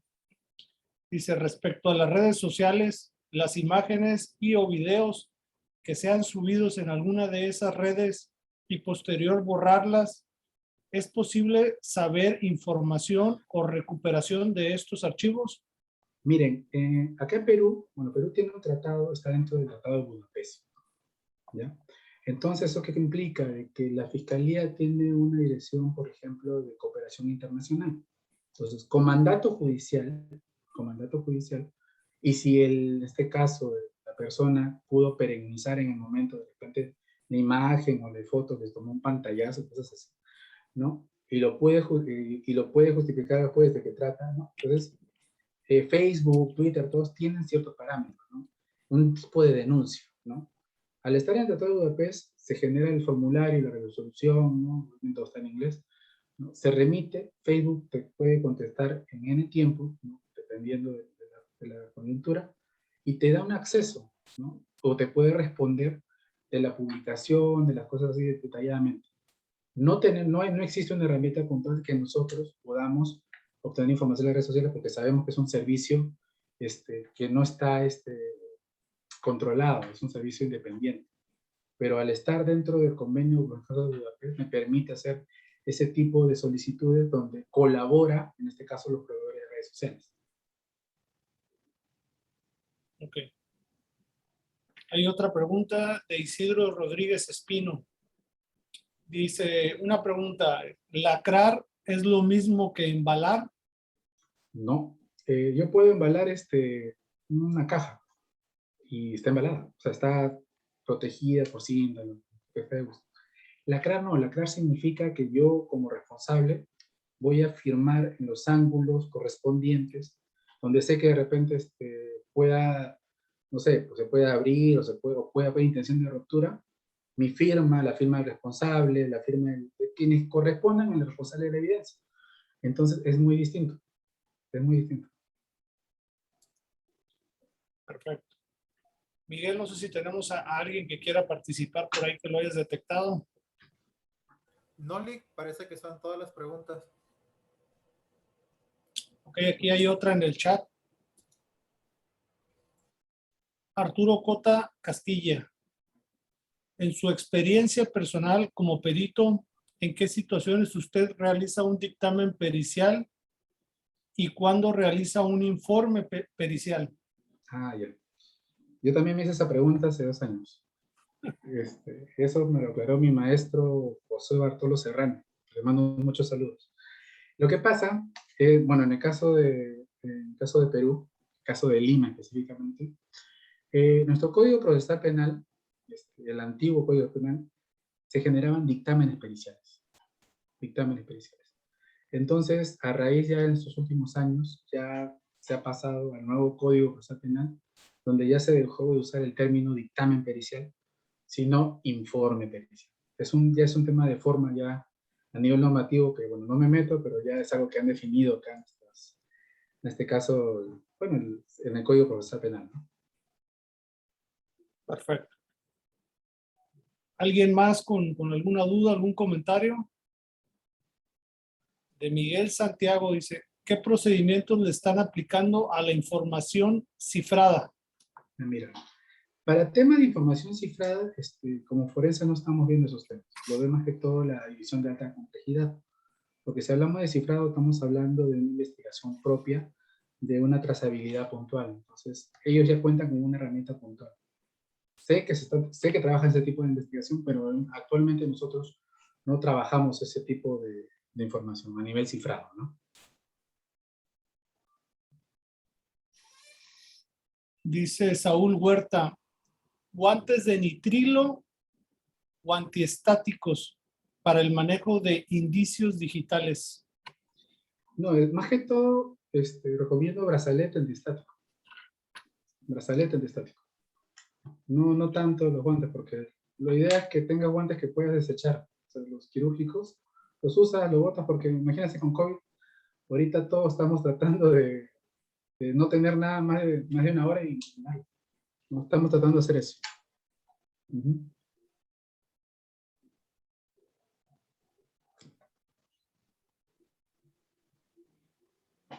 Buscando a alguien más, alguna duda, algún cuestionamiento más. Pues parece que son todos, capitán. Ujú. Listo. Si no hay ningún comentario, si no hay alguna duda, no me resta más que darle el agradecimiento por esta completa exposición, por esta conferencia que nos ha impartido, capitán, Ujú. a nombre del Gobierno del Estado y del órgano de consolidación, evaluación y seguimiento del sistema de justicia penal en el Estado de Baja California Sur. Le damos las gracias por su valioso apoyo en la presente conferencia sobre la importancia del proceso de identificación, recolección y preservación de la evidencia digital en los procesos legales. Agradecerle pues todo su conocimiento y pues toda la trayectoria en enseñanza que nos ha venido a proponer el día de hoy. De igual manera, quiero agradecerles a todos los asistentes, a todos los participantes por haber acompañados en esta excelente ponencia e invitarlos para la próxima semana, el jueves, por un tema a definir. De igual manera, quiero saludar por aquí, como bien lo dijo el capitán Elfred Johan, está por aquí con nosotros el maestro Josué Mesach Bartolo Serrano, por ahí lo vi dentro de los participantes a esta conferencia. Un saludo, él nos apoyó hace unas semanas acá con otro tema. Y nada, agradecerle de nueva cuenta, capitán Elfred Johan Humape Lira, por su destacada participación en esta conferencia. Perfecto, muy agradecido por la oportunidad, realmente un gusto poder compartir conocimientos, experiencias, es muy importante esto, y para lo que quieran, para lo que necesiten, cada caso servidor, cualquier cosa. Muchas gracias, le vamos a tomar la palabra, capitán, para futuras conferencias. Encantado, no hay problema. Quisiera agradecerle de igual manera a Erika Camacho por hacer posible esta transmisión, de igual manera a Miguel Terán, quien siempre nos apoya en los controles aquí y en la dinámica de las preguntas, respuestas y toda la conectividad. Muchas gracias a todos y buenas tardes. Buenas tardes.